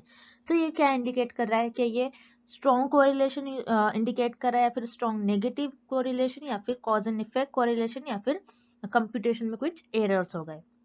सो आपको याद रखना है कार्ल पियर्सन कोएफिशिएंट जो होता है इस कोएफिशिएंट की वैल्यू -1 से +1 के बीच में लाई करती है। सो -1 से +1 के बीच में जितने भी वैल्यू होंगे वो आपके कार्ल पियर्सन कोएफिशिएंट को इंडिकेट करते हैं। अगर आपके कार्ल पियर्सन कोएफिशिएंट की वैल्यू -1 है, दैट मीन्स आपके जो कोरिलेशनल रिसर्च में वेरिएबल्स है वो स्ट्रॉन्ग नेगेटिव कोरिलेटेड है, उनमें स्ट्रॉन्गली नेगेटिव कोरिलेशन है। अगर आपके कार्ल पियर्सन कोएफिशिएंट की वैल्यू +1 है, दैट मीन्स आपके जो कोरिलेशनल रिसर्च है, कोरिलेशनल रिसर्च में आपके जो वेरिएबल्स होते हैं उनके बीच में स्ट्रॉन्ग पॉजिटिव कोरिलेशन होगा। और अगर आपके कार्ल पियर्सन कोएफिशिएंट की वैल्यू 0 होती है, दैट मीन्स आपके जो वेरिएबल्स है, वेरिएबल्स के बीच में कोई भी रिलेशन नहीं है। सो यही इंडिकेट करता है आपका कार्ल पियर्सन कोएफिशिएंट। और यहाँ पर हमें कोएफिशिएंट की वैल्यू -1.09 यानी -1 से ज्यादा दिया गया है। सो ऐसी कोई वैल्यू कार्ल पियर्सन कोएफिशिएंट में लाई नहीं करती है। तो यहाँ पर आपकी -1.09 वैल्यू आ रही है, मतलब आपसे कुछ मिस्टेक्स हुई है कुछ कंप्यूटेशन में। अगर आपने जो आपके पास डेटा आया है, आपने जो डेटा कलेक्ट करा है, आप उसको कंप्यूट कर रहे हैं, मतलब आप उस डेटा को प्रॉपर अरेंज कर रहे हो, आप उसको टेबुलेशन मोड में फिक्स कर रहे हो। आप जैसे भी आपके पास डेटा आ रहा है उसको आप कंप्यूट कर रहे हो, तो कंप्यूटेशन में आपसे हो सकता है कुछ मिस्टेक्स हो गई हो, जैसे हम कहते हैं एरर्स इन कंप्यूटेशन। सो यहाँ पर आपका ऑप्शन डी राइट हो जाएगा। इस क्वेश्चन का आंसर आपका ऑप्शन डी हो जाएगा। Next, population divided into 4 equal groups of a particular variable group is। इस क्वेश्चन में हमें फाइंड आउट करना है कि आपने आपकी जो पॉपुलेशन है उस पॉपुलेशन को आपने 4 इक्वल ग्रुप्स में डिवाइड कर दिया। 4 इक्वल ग्रुप्स में आपके अपने पॉपुलेशन को डिवाइड कर दिया। सो उसे हम क्या कहेंगे? क्या उसे हम परसेंटाइल कहेंगे, क्वार्टाइल कहेंगे या फिर डेसाइल कहेंगे? सो यहाँ पर आपकी मान लीजिए कोई पॉपुलेशन थी, आपने उस पॉपुलेशन को 4 पार्ट्स में डिवाइड कर दिया है, फर्स्ट, सेकेंड, थर्ड एंड ये फोर्थ पार्ट। 4 पार्ट में आपने उसको डिवाइड कर दिया।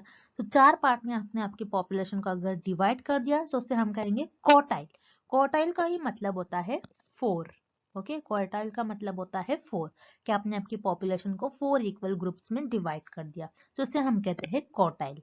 परसेंटाइल क्या होता है? अगर आपने आपकी जो पॉपुलेशन है उसको 100 इक्वल ग्रुप्स में अगर आपने डिवाइड कर लिया, तब आप उसे हम कहेंगे परसेंटाइल। परसेंटाइल का मतलब होता है 100। डेसाइल, डेसाइल क्या होता है?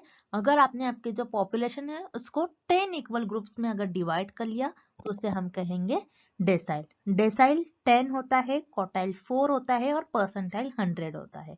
सो आपने यहाँ पर आपकी जो पॉपुलेशन है उसको 4 इक्वल ग्रुप्स में डिवाइड कर लिया, सो उससे हम कहते हैं क्वार्टाइल। सो याद रखना है क्वार्टाइल, क्वार्टाइल का मतलब होता है 4। सो यहाँ पर 4 इक्वल ग्रुप्स है, तो आपने आपकी पॉपुलेशन को 4 इक्वल ग्रुप्स में डिवाइड कर लिया, तो उसे हम कहेंगे क्वार्टाइल। सो यहाँ पर आपका करेक्ट ऑप्शन हो जाएगा option B, quartile. Next, which one of the following is not a part of the basic principles of experimental design? इस क्वेश्चन में हमें फाइंड आउट करना है कि कौन से ऑप्शन में हमें एक्सपेरिमेंटल डिजाइन के बेसिक प्रिंसिपल गिवन नहीं है। सो वन बाय वन हम ऑप्शन देखते हैं। सो रिमेंबर, आपका जो एक्सपेरिमेंटल डिजाइन का जो बेसिक प्रिंसिपल्स होते हैं वो होते हैं replication, randomization and local control.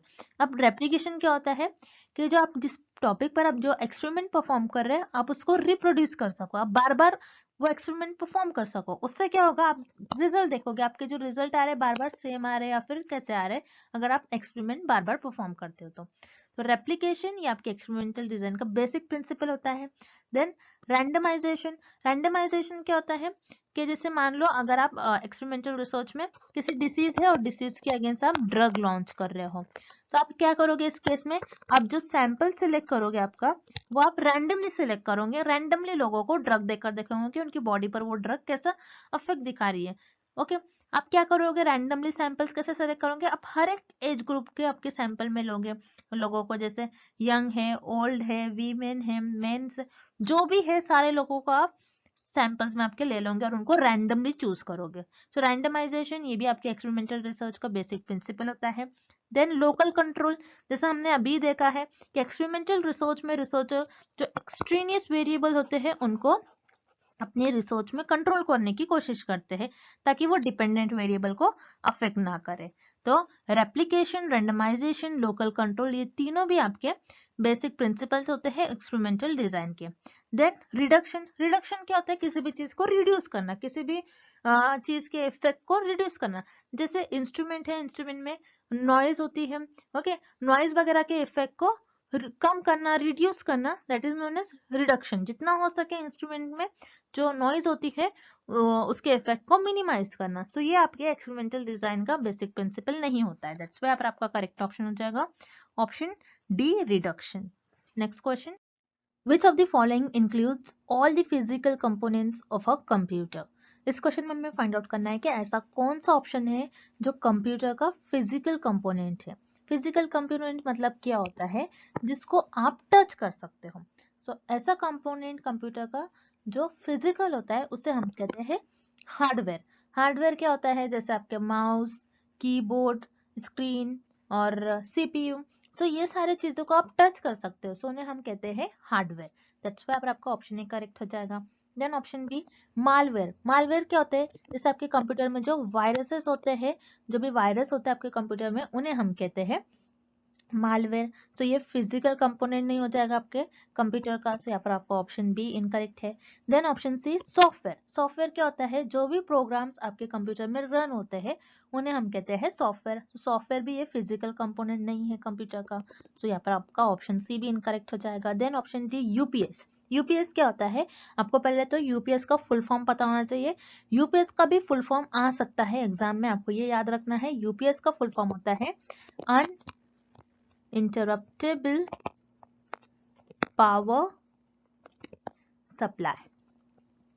UPS का फुल फॉर्म होता है अनइंटरप्टेबल पावर सप्लाई। सो ये आपके कंप्यूटर को पावर सप्लाई करता है। जैसे इनकेस लाइट चले गई आपकी, सो अगर लाइट चले जाती है तो कंप्यूटर ऑटोमेटिकली बंद हो जाता है। सो ऐसा ना हो इसलिए यूपीएस जो पावर सप्लाई करता है आपके कंप्यूटर को, ये लगाया जाता है, जिसकी हेल्प से अगर आपकी लाइट चले जाती है तो ये आपके कंप्यूटर को पावर सप्लाई करता है। सो यूपीएस ये भी आपके फिजिकल कंपोनेंट में नहीं आता है कंप्यूटर के। दैट्स व्हाई आपका ऑप्शन डी भी इनकरेक्ट हो जाएगा। सो ऐसा कंपोनेंट जो कंप्यूटर का फिजिकल कंपोनेंट है उसे हम कहते हैं हार्डवेयर। सो यहाँ पर आपका ऑप्शन ए करेक्ट हो जाएगा। Next, for better accuracy in research which of the following should be taken care of. इस क्वेश्चन में हमें फाइंड आउट करना है, अगर आप रिसर्च कर रहे हो, रिसर्च में किसी टॉपिक पर आप रिसर्च परफॉर्म कर रहे हो, तो आपके जो रिजल्ट आएंगे एक्यूरेट कब आएंगे, आपको क्या करना होगा जब आपके रिजल्ट जो है एक्यूरेट आएंगे। सो वन बाय वन हम ऑप्शन देखते हैं। Option A, increasing the sample. Yes, आप अगर आप सैंपल्स को आपके इंक्रीज करोगे तो उतना ज्यादा आपको जो रिजल्ट मिलेगा एक्यूरेट मिलेगा। अब सैंपल्स क्या होता है? जैसे आप पॉपुलेशन है, पॉपुलेशन में से अगर 100 मेंबर्स है, 100 में से आपने समझ लो आपके जो सैंपल्स है उनमें 90 मेंबर्स को सिलेक्ट कर लिया, 100 में से आपने 90 लोगों को सिलेक्ट कर लिया, ये आपका सैंपल बन गया और इन 90 लोगों पर आप रिसर्च परफॉर्म करते हो। तो आपने ज्यादा सैंपल लिया, जितना ज्यादा आप सैंपल लोगे उतना एरर कम आने के चांसेस होते हैं, मतलब उतना आपका जो रिजल्ट है, जितना ज्यादा सैंपल आप लोगे, जितनी ज्यादा पॉपुलेशन में से मेंबर्स को सिलेक्ट करेंगे उतना ज्यादा आपके रिजल्ट जो है एक्यूरेट आ जाएंगे। सो increasing the sample size, yes, इसके थ्रू भी आपके जो रिसर्च के रिजल्ट होंगे वो एक्यूरेट आएंगे। Then option B, unbiased data collection. तो यहाँ पर आपका ऑप्शन बी भी करेक्ट हो जाएगा। आपको अनबायस्ड बेसिस डेटा को कलेक्ट करना चाहिए, मतलब अब जब जैसे आपने इंटरव्यू परफॉर्म किया, आपने क्वेश्चनर्स के थ्रू रिस्पोंडेंट्स का रिस्पांस लिया, पब्लिक का आप ओपिनियन जानते हो, तो उसमें अगर मान लीजिए आपको 90% ऐसा 90% आपको करेक्ट इंक्वायरी मिल रही है और 10% नहीं मिल रही, तो आपको ये 10% को इग्नोर नहीं करना है, आपको प्रॉपर मेंशन करना है हर एक चीज को जो आ रहा है आपके रिजल्ट। आपको एकदम अनबायस्ड वे से डेटा कलेक्ट करना चाहिए, आपको आपके ओपिनियंस, अपने जजमेंट को आगे रखकर डेटा कलेक्ट नहीं करना चाहिए। तो अगर आप अनबायस्ड वे से डेटा को कलेक्ट करते हो तो आपके जो रिसर्च के रिजल्ट हो वो एक्यूरेट आएंगे। तो यहाँ पर आपका ऑप्शन ई एंड बी दोनों भी करेक्ट है। दैट्स व्हाई आपका करेक्ट ऑप्शन हो जाएगा option C, both A and B are correct. Next, which one is not an example of subjective variable. इस क्वेश्चन में हमें पूछ रहा है कि सब्जेक्टिव वेरिएबल का एग्जाम्पल हमें किस ऑप्शन में गिवन नहीं है। अब सब्जेक्टिव वेरिएबल क्या होता है पहले आपको ये पता होना चाहिए। सब्जेक्टिव वेरिएबल वो वेरिएबल होते हैं जिसमें हमारे पास जो भी डेटा अवेलेबल होता है वो नंबर्स के फॉर्म में अवेलेबल नहीं होता है। आपको याद रखना है, सब्जेक्टिव वेरिएबल्स में हमारे पास जो भी डेटा होता है या फिर सब्जेक्टिव वेरिएबल्स में जो भी हमारे पास पार्टिसिपेंट्स से रिलेटेड कुछ भी डेटा होता है वो उनके फीचर्स और कैरेक्टरिस्टिक्स को बताता है और डिस्क्राइब करता है। सो सब्जेक्टिव वेरिएबल्स में हमारे पास जो भी डेटा होता है वो जनरली नंबर्स के फॉर्म में अवेलेबल नहीं होता है, बल्कि वो किसी के फीचर्स और कैरेक्टरिस्टिक्स को बताता है। अब वन बाय वन हम ऑप्शंस देखते हैं और देखते हैं कि किस ऑप्शन में हमें सब्जेक्टिव वेरिएबल का एग्जांपल गिवन नहीं है। सेक्स, सेक्स क्या होता है? जेंडर, मेल या फिर फीमेल। सो यहाँ पर मेल या फिर फीमेल है तो हमारे पास नंबर्स के फॉर्म में अवेलेबल नहीं है डेटा। अगेन ये आपका सब्जेक्टिव वेरिएबल का एग्जांपल होगा। देन रिलीजन, रिलीजन भी आप क्या करोगे, डिफरेंट डिफरेंट रिलीजन है, रिलीजन को कोई नंबर्स नहीं है, किसी रिलीजन का कोई नंबर नहीं है।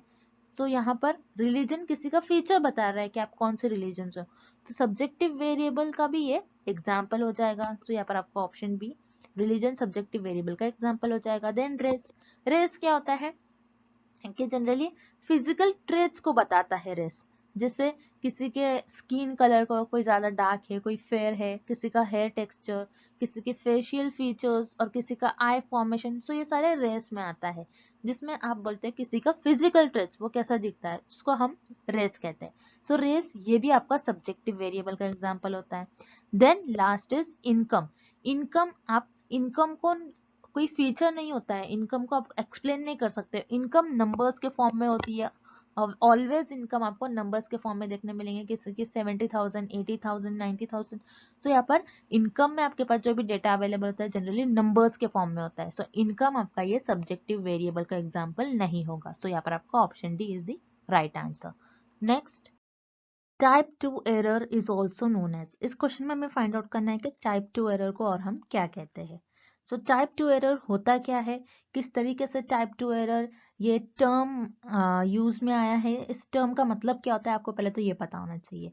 सो याद रखिएगा, रिसर्चर जब अपनी रिसर्च में हाइपोथेसिस को टेस्ट करते, रिसर्चर पहले अपनी रिसर्च में हाइपोथेसिस को टेस्ट करते, तो रिसर्चर से हाइपोथेसिस को टेस्ट करने में कुछ मिस्टेक्स हो जाती है। सो उसी मिस्टेक्स को हम कहते हैं एरर्स। सो उसी तरीके से एरर्स के भी टाइप होते हैं, type 1 error, type 1 error and type 2 error. अब इस क्वेश्चन में हमें पूछ रहा है कि टाइप 2 एरर को और हम क्या कहते हैं।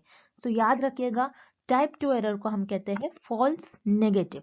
अब जैसे कि इस टेबल से आपको याद रखना है कि टाइप 1 एंड टाइप 2 एरर क्या होता है, और टाइप 1 एरर और टाइप 2 एरर को और हम क्या कहते हैं।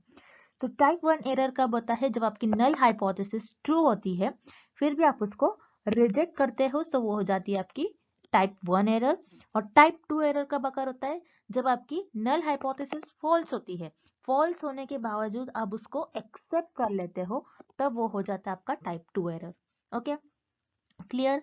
देन अब इस क्वेश्चन में हमें पूछ रहा है कि टाइप 2 एरर कब होता है, क्योंकि टाइप 2 एरर कब होता है, जब आपकी नल हाइपोथेसिस फॉल्स होती है फिर भी आप उसको एक्सेप्ट करते हो, तब होता है आपका टाइप 2 एरर।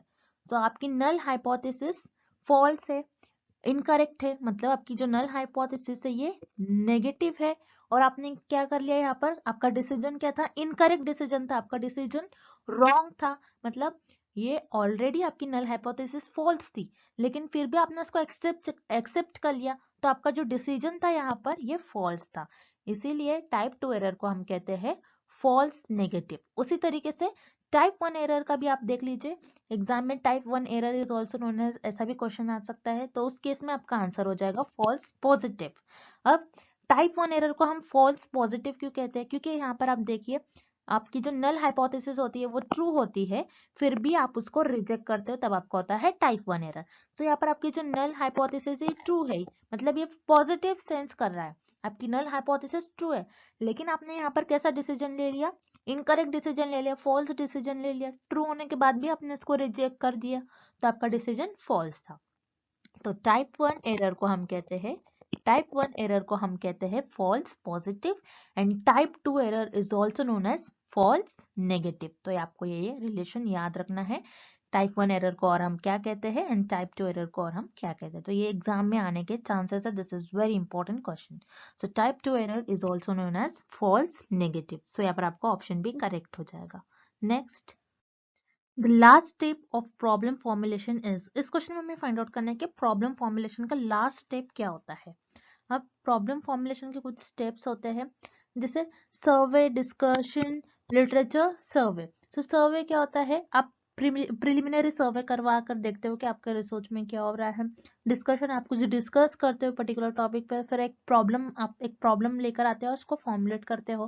देन लिटरेचर सर्वे क्या होता है, आप सर्वे देखते हो, सॉरी आप लिटरेचर व्यू देखते हो कि पुराने किस किस टॉपिक पर रिसर्च हुई है, फिर आप जो टॉपिक पर रिसर्च नहीं हुई इसको सिलेक्ट करते हो, उस प्रॉब्लम को फॉर्म करते हो।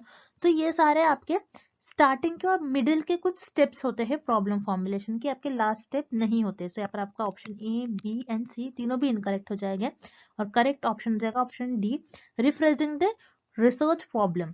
सो आपका रिफ्रेजिंग द रिसर्च प्रॉब्लम ये आपका लास्ट स्टेप होता है, बट एक्चुअल में आपके प्रॉब्लम फॉर्मुलेशन के कुछ स्टेप्स क्या होते हैं हमें देखना है इस डायग्राम के थ्रू। अब steps of formulation in research problem में प्रॉब्लम को कैसा फॉर्म करते हैं उसके कुछ स्टेप्स इस तरीके से है। फर्स्ट स्टेप में आप आइडेंटिफाई करते हैं ब्रॉड फील्ड और subject area interest to you. आपको जिस सब्जेक्ट में इंटरेस्ट है आप पहले वो सब्जेक्ट चूज कर लेते हो, एक ब्रॉड एरिया चूज कर लेते हो। अब जैसे मैंने एक ब्रॉड एरिया चूज कर लिया साइंस, आप कुछ भी ले सकते हो, science, math, geography, commerce, okay, आपने एक ब्रॉड एरिया चूज कर लिया।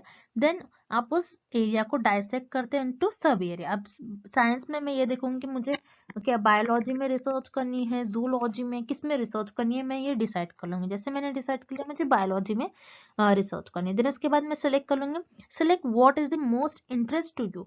अब बायोलॉजी में मुझे कुछ सब्जेक्ट्स में इंटरेस्ट होगा, मैं अपने इंटरेस्ट के बेसिस पर ही एक प्रॉब्लम को सिलेक्ट कर लूंगी। जैसे बायो में मुझे इंटरेस्ट है ह्यूमन बॉडी पर मैं किसी बोन्स पर स्टडी करूंगी, ह्यूमन बॉडी के कोई बोन्स पर मुझे स्टडी करना है, किसी बोन्स पर, तो मेरा इंटरेस्टिंग एरिया हो गया। देन मैं एक क्वेश्चन राइज करूंगी, जैसे मुझे ह्यूमन बॉडी के जो हैंड्स होते हैं, हैंड्स या फिर नीज, उस एरिया के बोन्स पर मुझे स्टडी करनी है। सो ये मेरा रिसर्च क्वेश्चन हो गया।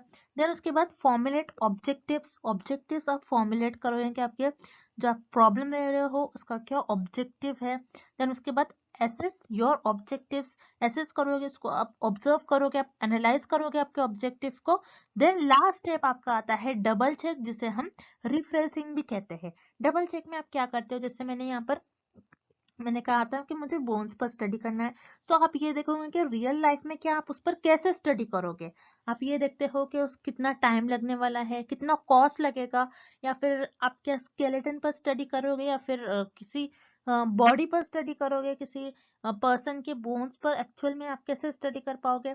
सो यहाँ पर आप रिफ्रेशिंग करते हो, आप डबल चेक करते हो कि आपको टाइम, कॉस्ट, आप किस तरीके से उस चीज को अवेलेबल कर उस प्रॉब्लम को फॉर्म कर दोगे।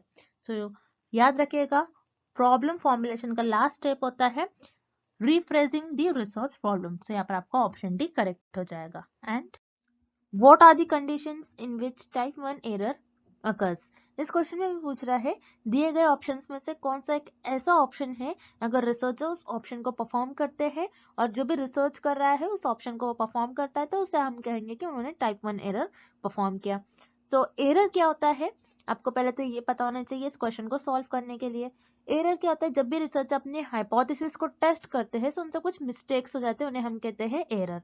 अब रिसर्च में याद रखिएगा, एग्जाम में इस टाइप के भी क्वेश्चन आते हैं कि रिसर्चर अपने रिसर्च में किस हाइपोथेसिस को टेस्ट करते हैं। तो याद रखिएगा, रिसर्चर अपने रिसर्च में सिर्फ और सिर्फ नल हाइपोथेसिस को टेस्ट करते हैं, और रिसर्चर से नल हाइपोथेसिस को टेस्ट करने में कुछ मिस्टेक्स हो जाती है, उसी को हम कहते हैं, उस मिस्टेक्स को हम कहते हैं एरर्स। और रिसर्चर से जो एरर्स होता है वो दो टाइप का हो सकता है, टाइप 1 एंड टाइप 2। अब इस क्वेश्चन में हमें पूछ रहा है कि टाइप 1 एरर कब अकर होता है, तो इसके लिए आपको ये टेबल याद रखना है, बहुत इंपॉर्टेंट है। इसके पहले भी मैंने कई लेक्चर्स में ये टेबल आपको बताया है, और इस टेबल के बेसिस पर मैंने नोट्स में इस टेबल को बहुत अच्छे से एक्सप्लेन करा है। अगर आप एक बारी नोट्स पढ़ लेते हो तो मैं अपने बैच के स्टूडेंट्स को कहूंगी कि एक बारी आप नोट्स रीड कर लीजिएगा, तो ये आपको जो टाइप 1 एरर टॉपिक है एंड टाइप 2 एरर ये एकदम आपको क्लियर हो जाएगा।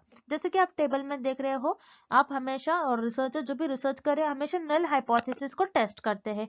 अगर नल हाइपोथेसिस ट्रू है और फिर भी रिसर्चर उसको रिजेक्ट कर देते हैं, तो उस केस में आपका होगा कि रिसर्चर ने टाइप 1 एरर परफॉर्म किया और टाइप 1 एरर को अल्फा एरर भी कहते हैं, अल्फा से डिनोट किया जाता है। उसी तरीके से टाइप 2 एरर क्या होता है?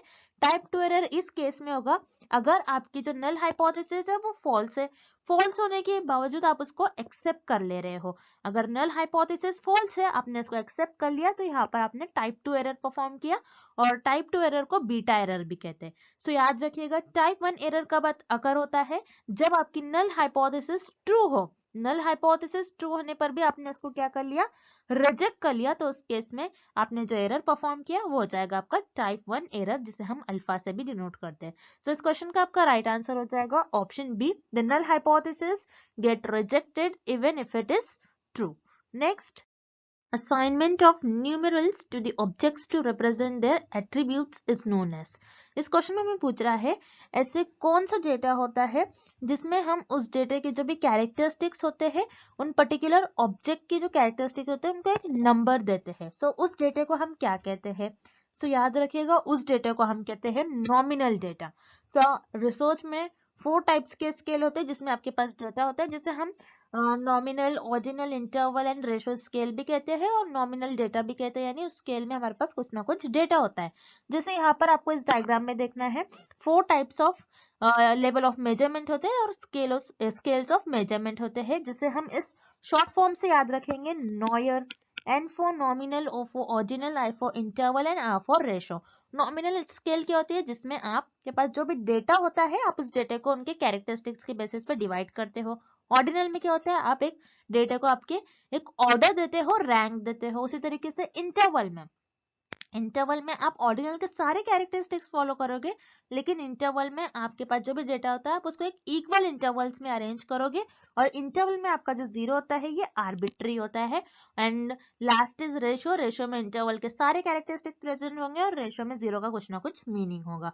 तो यही होते हैं आपके 4 लेवल ऑफ मेजरमेंट और 4 स्केल्स ऑफ मेजरमेंट, जिसे मैंने अपने लेक्चर सीरीज में डिटेल में एक्सप्लेन किया है। सो जिन स्टूडेंट्स ने लेक्चर देखा होगा उनको इजीली समझ में आ गया होगा कि लेवल ऑफ मेजरमेंट्स क्या होते हैं। सो इस क्वेश्चन में हमें पूछ रहा है ऐसे लेवल ऑफ मेजरमेंट, ऐसे स्केल जिसमें हमारे पास जो भी डेटा होता है उस डेटा को उसके कैरेक्टरिस्टिक्स के बेसिस पर उस ऑब्जेक्ट को और उसके कैरेक्टरिस्टिक्स को हम एक न्यूमेरिकल से रिप्रेजेंट करते हैं, मतलब नंबर से रिप्रेजेंट करते हैं। जैसे मान लीजिए मेल है एंड फीमेल है, ओके। सो यहाँ पर एक कैरेक्टरिस्टिक्स है, ये ह्यूमन बीइंग की कैरेक्टरिस्टिक्स है, कोई मेल होगा कोई फीमेल होगा।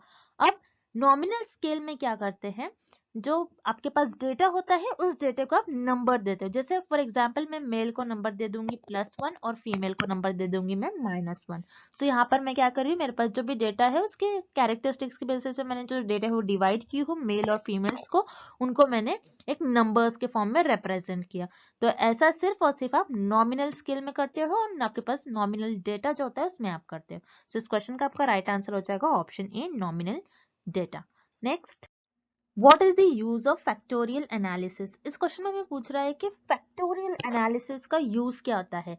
सो याद रखिए, रिसर्च में एक टर्म होता है फैक्टोरियल एनालिसिस, जिसका मतलब होता है कि reduction of data. So factorial analysis, अगर आपके पास बहुत ज्यादा डेटा होगा रिसर्च में, तो जो अननेसेसरी डेटा होगा उसको रिड्यूस करने के लिए फैक्टोरियल एनालिसिस का यूज करा जाता है। अब मान लीजिए फॉर एग्जाम्पल मेरे पास बहुत ज्यादा डेटा है, बहुत ज्यादा वेरिएबल्स है, जैसे वेरिएबल ए, बी, सी, वेरिएबल डी, वेरिएबल ई, वेरिएबल एफ। अब मेरे पास इतने सारे वेरिएबल्स है, अब इतने सारे वेरिएबल्स पर मुझे फोकस करना, इनको ऑब्जर्व करना, इनको एनालाइज करना डिफिकल्ट हो जाएगा। अब रिसर्चर क्या करते हैं, जो ये वेरिएबल्स हमें दिए गए हैं ए से एफ तक, इन सारे वेरिएबल्स को रिसर्चर को एनालाइज करना मुश्किल होता है, तो रिसर्चर क्या करते हैं, इस डेटा को रिड्यूस करते जाते हैं और रिसर्चर ये पता लगाते हैं कौन से 2 ऐसे वेरिएबल्स होंगे जिसकी वजह से ये सारे जो वेरिएबल्स एक दूसरे से लिंक्ड है और कनेक्टेड है। सो जैसे मैं यहाँ पर देखूंगी कि यहाँ पर जो वेरिएबल बी है और वेरिएबल डी है, ये दोनों एक ऐसे वेरिएबल्स है जिसकी वजह से ये सारे वेरिएबल्स एक दूसरे से लिंक्ड है, सारे वेरिएबल्स एक दूसरे से कनेक्ट है। सो रिसर्चर क्या करेंगे, जो अननेसेसरी डेटा है जो रिसर्चर को रिक्वायर्ड नहीं है, सो इन सारे डेटा को रिसर्चर मिनिमाइज कर देंगे, रिड्यूस कर देंगे, और जो वेरिएबल्स, जो दो वेरिएबल्स इंपॉर्टेंट है जिसको रिसर्चर को ऑब्जर्व करना चाहिए, एनालिसिस करना चाहिए, इन दो वेरिएबल्स को रिसर्चर चुन लेते हैं और उनको ऑब्जर्व करते हैं और एनालिसिस करते हैं। सो बेसिकली फैक्टोरियल एनालिसिस का मीनिंग क्या होता है और यूज क्या होता है कि रिसर्च में बहुत ज्यादा डेटा होने की वजह से रिसर्चर उन चीजों को, उन वेरिएबल्स को ऑब्जर्व नहीं कर पाते, एनालिसिस नहीं कर पाते, क्योंकि बहुत ज्यादा डेटा होने की वजह से रिसर्च जो होगी कॉम्प्लेक्स वे की तरफ चली जाएगी। सो इसलिए बहुत ज्यादा डेटा जब होता है, सो उस डेटा को रिड्यूस करने के लिए फैक्टोरियल एनालिसिस का यूज करा जाता है। और जो दो मेन वेरिएबल्स होते हैं, उन दो वेरिएबल्स के बीच में रिलेशन को पता करा जाता है, उनके बीच में कैसा रिलेशनशिप है उसको अंडरस्टैंड करने के लिए फैक्टोरियल एनालिसिस का यूज करा जाता है। सो इस क्वेश्चन का आपका राइट आंसर हो जाएगा option C, to understand the relationship between two variables. Next, find the median of the given set of numbers 2, 6, 6, 8, 4, 2, 7, 9। So इस क्वेश्चन में हमें मीडियन पूछा गया है और हमें कुछ नंबर्स दिया गया, हमें कुछ डेटा दिया गया, हमें मीडियन वैल्यू फाइंड आउट करना है। मीडियन क्या होता है? आपके डेटा की जो सेंटर और मिडल वैल्यू, उसे हम कहते हैं मीडियन। अब मीडियन को सॉल्व करने के लिए कुछ स्टेप्स है, इन स्टेप्स को आपको याद रखना है। जैसे कि मैंने आपसे कहा था, आपको एग्जाम में compulsory median, mode and mean ये फाइंड आउट करने के लिए एग्जाम में कंपलसरी इस पर आपको एक क्वेश्चन देखने मिलेगा। अब मीडियन को सॉल्व करने के लिए आपको स्टेप्स को याद रखना है। जैसे कि हम स्टेप्स को परफॉर्म करेंगे। स्टेप 1 है कि आपके पास जो भी डेटा दिया गया है, आपको उसको एक इंक्रीजिंग ऑर्डर में अरेंज करना है। सो यहाँ पर आपको जो डेटा दिया गया है ये इंक्रीजिंग ऑर्डर में अरेंज नहीं किया गया है, तो हम पहले इसको इंक्रीजिंग ऑर्डर में अरेंज करेंगे। जैसे सबसे छोटा नंबर है यहाँ पर 2 दो बार आया है, फिर उसके बाद 4, देन 4 के बाद 6 दो बार आया है, देन 7, 8 एंड 9। सो हमने जो भी डेटा दिया गया था उसको एक इंक्रीजिंग ऑर्डर में अरेंज कर लिया, छोटे से बड़े। फिर सेकेंड स्टेप में हमें देखना है आपका डेटा ऑड है या फिर इवन है। सो डेटा को हम काउंट कर लेते हैं। 1, 2, 3, 4, 5, 6, 7, 8 नंबर से, मतलब आपका जो डेटा है ये इवन है। सो अगर आपका डेटा इवन होता है उस केस में आपकी दो वैल्यू हो जाएगी मीडियन की। अगर मान लो आपका डेटा ऑड होता है तो उस केस में आपकी एक ही वैल्यू हो जाएगी मीडियन की। अब मान लीजिए जैसे आपके पास यहाँ पर सिर्फ 7 डेटा है, मतलब हम 8 तक वैल्यू पकड़ लेते हैं, 8 तक वैल्यू हम चूज कर लेते हैं। अगर आपके पास 7 नंबर्स होते, 7 डेटा होता, तो इस केस में आपकी जो मीडियन की वैल्यू होती है वो सिर्फ और सिर्फ 1 होती। जैसे 1, 2, 3, 4, 5, 6, 7। अगर मैं राइट हैंड साइड से चलूँ 1, 2, 3, तो फोर्थ नंबर पे 6 आ रहा है। अगर मैं लेफ्ट हैंड साइड से चलूँ 1, 2, 3, 4 एंड अगेन फोर्थ नंबर पर मेरा सेम ही नंबर आ रहा है जो कि है 6। सो अगर मेरा डेटा ऑड होता तो उस केस में मेरी 6 वैल्यू हो जाती। अब इवन है, इवन के लिए मुझे किस तरीके से काउंट करना है? इवन के लिए मेरे पास टोटल 8 नंबर्स है, यानी यहाँ पर मेरे पास टोटल 8 नंबर हो जाएंगे इस केस में, यानी इवन नंबर्स है। तो मैं किस तरीके से काउंट करूंगी? 1, 2, 3, फोर्थ नंबर पर 6 आ रहा है और यहाँ से भी 1, 2, 3, 4 पर 6 आ रहा है। तो इस केस में मेरे दो मीडियन के वैल्यू हो जाएंगे। ओके, सो यहाँ पर 6 एंड 6 हमने नंबरिंग कर लिया। जैसे 8 था, यहाँ पर टोटल हमारा जो डेटा था इवन था और टोटल 8 नंबर्स थे, तो 8 डिवाइडेड बाय आप 2 कर लो तो हो जाएगा आपका 4। यानी लेफ्ट हैंड साइड से आपको फोर्थ नंबर पर जो भी नंबर आ रहा है वो चूज करना है और राइट हैंड साइड से आपके फोर्थ नंबर पर जो भी नंबर आ रहा है उसको आपको चूज करना है। सो हमने चूज कर लिया और जो नंबरिंग करने पर हमें दो वैल्यू मिल रही थी जो कि है 6 एंड 6। अभी उन वैल्यूज का हमें एवरेज लेना है। एवरेज किस तरीके से लिया जाता है? सो यहाँ पर 6 + 6 डिवाइडेड बाय 2 नंबर्स है तो डिवाइडेड बाय 2। सो 6 + 6 हो जाता है आपका 12 divided by 2। So 12 divided by 2 हो जाएगा आपका 6। तो इस केस में आपकी जो मीडियन की वैल्यू हो जाएगी वो हो जाएगी 6। तो इस क्वेश्चन का आपका राइट आंसर हो जाएगा option A 6। Next, Which of the following is not required in the formulation of research problem? इस क्वेश्चन में हमें फाइंड आउट करना है कि दिए गए ऑप्शंस में से कौन सा एक ऐसा ऑप्शन है जिसे रिसर्च प्रॉब्लम में हम जब रिसर्च में प्रॉब्लम को फॉर्मुलेट करते हैं उसमें उसकी जरूरत नहीं होती है, उसका कोई रिक्वायरमेंट नहीं होता है। सो हम 1 बाय 1 ऑप्शंस देखेंगे। Option A, specifying the research objective. Yes, अगर आप आपकी जो रिसर्च है, रिसर्च प्रॉब्लम फॉर्मुलेट करो तो आपको रिसर्च का ऑब्जेक्टिव पता होना चाहिए। जैसे मान लीजिए कोई डिसीज है और डिसीज के अगेंस्ट मुझे एक ड्रग फॉर्म करना है। सो मेरा ऑब्जेक्टिव होना चाहिए, मैं ये ड्रग क्यों फॉर्म करूंगी तो उसके पीछे मेरा कुछ ऑब्जेक्टिव एम होना चाहिए। जैसे मैंने ये ड्रग फॉर्म किया क्योंकि मुझे जो भी पर्सन थे जो भी उस पर्टिकुलर डिसीज से क्योर सफर कर रहे होंगे तो उनमें वो डिसीज क्योर हो जाए, इसीलिए मेरा ऑब्जेक्टिव यही है कि उस डिसीज के जो इफेक्ट है उसको कम करने के लिए मैंने ये ड्रग फॉर्म कराया। तो ये मेरे रिसर्च का ऑब्जेक्टिव हो जाएगा। So research objective is very important in the formulation of research problem. उसी तरीके से option B, review is context and environment, मतलब आप जो ड्रग पर स्टडी कर रहे हो तो उस ड्रग के बारे में आपका कुछ ना कुछ बैकग्राउंड नॉलेज होना चाहिए। अब डायरेक्टली कोई भी ड्रग लोगे और उस पर स्टडी करोगे तो ऐसा नहीं कर सकते, आपको उसका बैकग्राउंड नॉलेज होना चाहिए। तो यहाँ पर आपका ऑप्शन बी भी करेक्ट है। रिसर्च प्रॉब्लम को फॉर्मुलेट करने में आपका उसका बैकग्राउंड आपको पता होना चाहिए और उसका एनवायरनमेंट भी पता होना चाहिए। उसी तरीके से option C, explore its nature, yes उसका नेचर भी आपको एक्सप्लोर करना चाहिए कि उसका किस तरीके से वो इफेक्टिव है, उसका पूरा आपको नेचर एक्सप्लोर करना चाहिए। सो यहाँ पर आपका ऑप्शन सी भी करेक्ट हो जाएगा। एक्सप्लोर नेचर भी पता होना चाहिए आपको, उसका नेचर भी एक्सप्लोर करना चाहिए आपके रिसर्च के प्रॉब्लम का जब आप रिसर्च प्रॉब्लम फॉर्मुलेट कर रहे हो।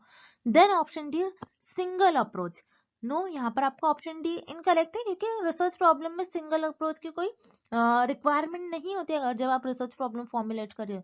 सो सिंगल अप्रोच का मीनिंग क्या है, अगर आपके जो भी रिसर्च की प्रॉब्लम है आप उसको एक ही पॉइंट ऑफ व्यू से देख रहे हो। जैसे फॉर एग्जांपल ये ड्रग है, इस ड्रग को मैं फॉर्म कर रही हूँ तो मैं एक ही पॉइंट ऑफ व्यू से देख रही हूँ कि वो डिसीज का लेवल कैसे मैं कम करूँ, नहीं लेकिन मुझे ये भी देखना होगा कि ड्रग के जो है ह्यूमन बॉडी पर और भी साइड इफेक्ट्स हो रहे या फिर नहीं हो रहे, ये भी देखना है। कौन कौन से उसके पॉजिटिव इफेक्ट होंगे, कौन से उसके नेगेटिव इफेक्ट हो सकते हैं, ये भी देखना चाहिए। सिर्फ एक ही वे से मुझे नहीं देखना चाहिए, इसको हर एक वे से हर एक एंगल से मुझे उसको अप्रोच करना चाहिए। सिर्फ सिंगल अप्रोच नहीं हो सकता, एक ही पॉइंट ऑफ व्यू से मैं नहीं देख सकती हूँ।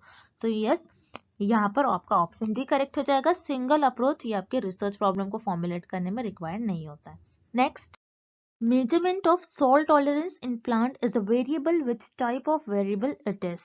सो यहाँ पर हमें एक क्वेश्चन दिया गया है, एक एग्जाम्पल दिया गया है बेसिकली, और उसे हमें पूछा गया है कि जो एग्जाम्पल हमें दिया गया है ये कौन सा वेरिएबल का एग्जाम्पल होगा। अब यहाँ पर प्लांट में सॉल्ट टॉलरेंस लेवल को मेजर किया जा रहा है कि प्लांट में कितना सॉल्ट टॉलरेंस लेवल है। सो उसको मेजर किया जा रहा है, तो यहाँ पर सॉल्ट टॉलरेंस ये एक वेरिएबल हो गया। अब ये जो वेरिएबल है कौन से टाइप का वेरिएबल है, क्या ये कोफाउंडिंग वेरिएबल है, लैटेंट वेरिएबल है या फिर मॉडरेटिंग वेरिएबल है, ये हमें पता करना है। सो याद रखिए प्लांट में सॉल्ट टॉलरेंस कितना है इसको हम बेसिकली प्रॉपर वे में मेजर नहीं कर सकते क्योंकि सॉल्ट में टॉलरेंस लेवल मेजर करना इट्स वेरी डिफिकल्ट। तो ऐसी चीजें जिसको हम डायरेक्टली मेजर नहीं कर सकते हैं, डायरेक्टली याद रखिएगा, ऐसी चीजें जिसे हम डायरेक्टली मेजर नहीं कर सकते हैं उन वेरिएबल्स को कहते हैं लेटेंट वेरिएबल। सो इस क्वेश्चन का आपका राइट आंसर हो जाएगा option B, latent variable. Latent variable ऐसे वेरिएबल होते हैं जिनको आप डायरेक्टली मेजर नहीं कर सकते हो, डायरेक्टली आप उसको आप थोड़ा बहुत उसको ऑब्जर्व तो कर सकते हो लेकिन उसको डायरेक्टली आप चीजों को मेजर नहीं कर सकते हो, तो उसे हम कहते हैं लेटेंट वेरिएबल। उसी तरीके से जो रिमेनिंग ऑप्शन है उन्हें भी हम देख लेते हैं। कोफाउंडिंग वेरिएबल, कोफाउंडिंग वेरिएबल क्या होते हैं, ये भी आपके एक्सट्रेनियस वेरिएबल की तरह होते हैं जो कि आपके डिपेंडेंट वेरिएबल को अफेक्ट करते हैं और डिपेंडेंट वेरिएबल को हार्म करते हैं। और कोफाउंडिंग वेरिएबल से जो बायसनेस है ये बायसनेस को इंक्रीज करती है। सो यहाँ पर इस क्वेश्चन में हमें ऐसे रिलेटेड कुछ नहीं पूछ रहा है, सो यहाँ पर आपका ऑप्शन ए इनकरेक्ट हो जाएगा। उसी तरीके से ऑप्शन सी, मॉडरेटिंग वेरिएबल।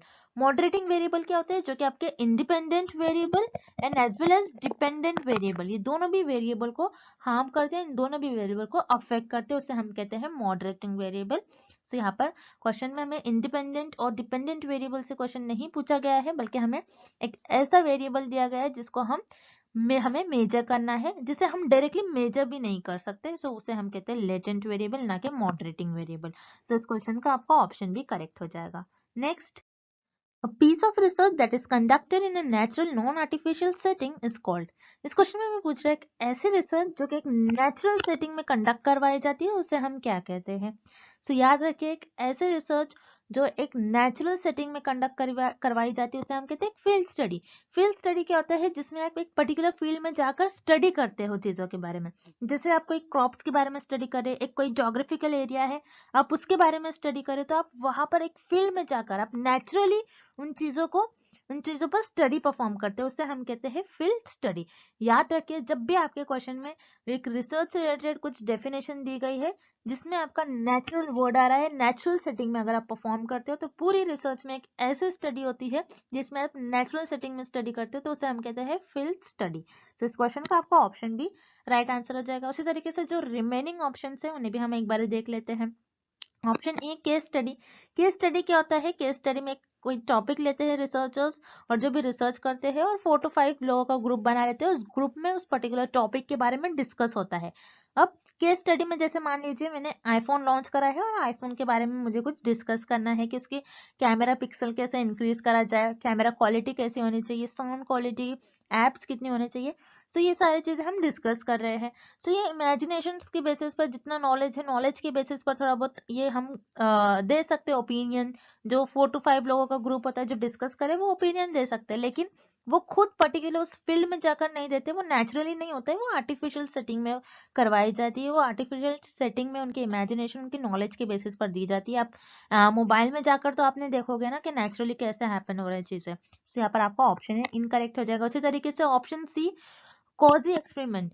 सो ऑब्वियसली कॉजी का मतलब होता है आर्टिफिशियल। आर्टिफिशियल एक्सपेरिमेंट जो एक्चुअल में नहीं परफॉर्म करते, अब नेचुरली नहीं परफॉर्म करते। सो यहाँ पर आपका ऑप्शन सी भी इनकरेक्ट हो जाएगा। इस क्वेश्चन का आपका राइट आंसर हो जाएगा option B field study. Next, reasoning from general to particular is called. So इस क्वेश्चन में हमें एक रीजनिंग की डेफिनेशन दी गई है जिसमें हम एक जर्नल थ्योरी से एक पर्टिकुलर ऑब्जर्वेशन की तरफ बढ़ते हैं। सो याद रखिए, ये जो रीजनिंग है, ये रीजनिंग आपकी डिडक्शन रीजनिंग होगी। तो बेसिकली रिसर्च में दो ही टाइप की रीजनिंग होती है, एक होती है आपकी first induction and the second is deduction. तो इंडक्शन रीजनिंग क्या होती है और डिडक्शन रीजनिंग क्या होती है, हम इस डायग्राम के थ्रू समझते हैं। जैसे इंडक्शन रीजनिंग, इंडक्शन रीजनिंग में आपको बॉटम से देखना है। इंडक्शन रीजनिंग में हम एक ऑब्जर्वेशन करते हैं, चीजों को देखते हैं और ऑब्जर्व करते हैं। ऑब्जर्व के बाद हमने जो चीजें देखी है उसका एक पैटर्न फॉलो करते हैं, देन उस पर हम हाइपोथेसिस ले डाउन करते हैं, एंड देन उस हाइपोथेसिस की मदद से हम एक थ्योरी को डेवलप करते हैं। लेकिन उसी तरीके से डिडक्शन में हमारे पास क्या होती है, जर्नल थ्योरी अवेलेबल होती है। जर्नल हमारे पास थ्योरी एक अवेलेबल होती है, general point of views available होते हैं, एंड जर्नल थ्योरी के बेसिस पर हम उस पर हाइपोथेसिस ले डाउन करते हैं, उस हाइपोथेसिस को हम ऑब्जर्व करते हैं, एंड देन लास्ट में हम एक पर्टिकुलर ऑब्जर्वेशन बताते हैं और उस ऑब्जर्वेशन को हम कंफर्म करते हैं। सो ये होती है आपकी डिडक्शन रीजनिंग। सो याद रखिएगा, induction reasoning and deduction reasoning इस टॉपिक पर एग्जाम में कंपलसरी आपको एक क्वेश्चन पूछा ही जाता है, और इस क्वेश्चन का आपका राइट आंसर हो जाएगा option C deduction. Next, Which of the following does not corresponds to characteristics of research? इस क्वेश्चन में हमें पूछ रहा है दिए गए ऑप्शंस में से कौन सा एक ऐसा ऑप्शन है जो रिसर्च के कैरेक्टरिस्टिक्स नहीं है और जिसे हम रिसर्च का कैरेक्टरिस्टिक नहीं मानेंगे। सो हम वन बाय वन ऑप्शंस देखेंगे। Option A, research is not passive. So yes, research passive नहीं होती है। पैसिव का क्या मतलब होता है, जिसे आप सिर्फ देख सकते हो, जिसे आप सिर्फ देख सकते हो, सुन सकते हो, लिसन कर सकते हो, लेकिन ऐसे चीजें जो डुएबल नहीं होंगी, मतलब ऐसे चीजें जिन पे आप प्रैक्टिकल्स नहीं परफॉर्म कर सकते हो, उसे हम कहते हैं पैसिव। सो यस, रिसर्च आपकी पैसिव नहीं होती है, मतलब हम रिसर्च को सिर्फ देख सकते हैं और सुन सकते हैं, ऐसा नहीं होना चाहिए। रिसर्च का प्रैक्टिकल भी परफॉर्म करना चाहिए, और रिसर्च जो होती है हम उसे प्रैक्टिकली परफॉर्म करते हुए उसका जो हमें रिजल्ट आता है, हम ये देखते हैं कि वो सोसाइटी के लिए बेनिफिशियल होगी या फिर नहीं, इसीलिए रिसर्च की जाती है। और रिसर्च का कुछ ना कुछ ऑब्जेक्टिव होता है, उससे कुछ ना कुछ हमें बेनिफिट होना चाहिए। रिसर्च का अगर आप सिर्फ देखोगे, सुनोगे और उसे अप्लाई नहीं करोगे, तो आपकी रिसर्च नहीं कहलाएगी। सो याद रखिए, रिसर्च आपकी पैसिव नहीं होती है। सो यहाँ पर आपका ऑप्शन ए करेक्ट हो जाएगा, this is the characteristic of research. उसी तरीके से option B, research is systematic. Yes, आपकी रिसर्च सिस्टमैटिक होती है, बिकॉज सिस्टमैटिक का क्या मतलब होता है, स्ट्रक्चर। आप कुछ एक प्रॉपर स्ट्रक्चर फॉलो करते हो, स्टेप्स फॉलो करते हो। आप किसी भी तरीके से, आप जैसे मान लीजिए फॉर एग्जांपल, आप पहले आपके रिसर्च का प्रॉब्लम डिसाइड कर लेते हो, आपके रिसर्च का टॉपिक डिसाइड कर लेते हो, फिर उसके बाद उस टॉपिक पर आप रिसर्च डिजाइन बनाते हो, फिर उसके बाद उस पर हाइपोथेसिस ले डाउन करते हो। तो एक स्ट्रक्चर परफॉर्म कर रहे हो, आप कैसे भी नहीं जा रहे हो, मतलब आप डायरेक्टली डेटा नहीं कलेक्ट करोगे, आपको टॉपिक पता होना चाहिए, आपके रिसर्च का आपको ऑब्जेक्टिव पता होना चाहिए, उस मैनर में आप आपकी रिसर्च परफॉर्म करोगे।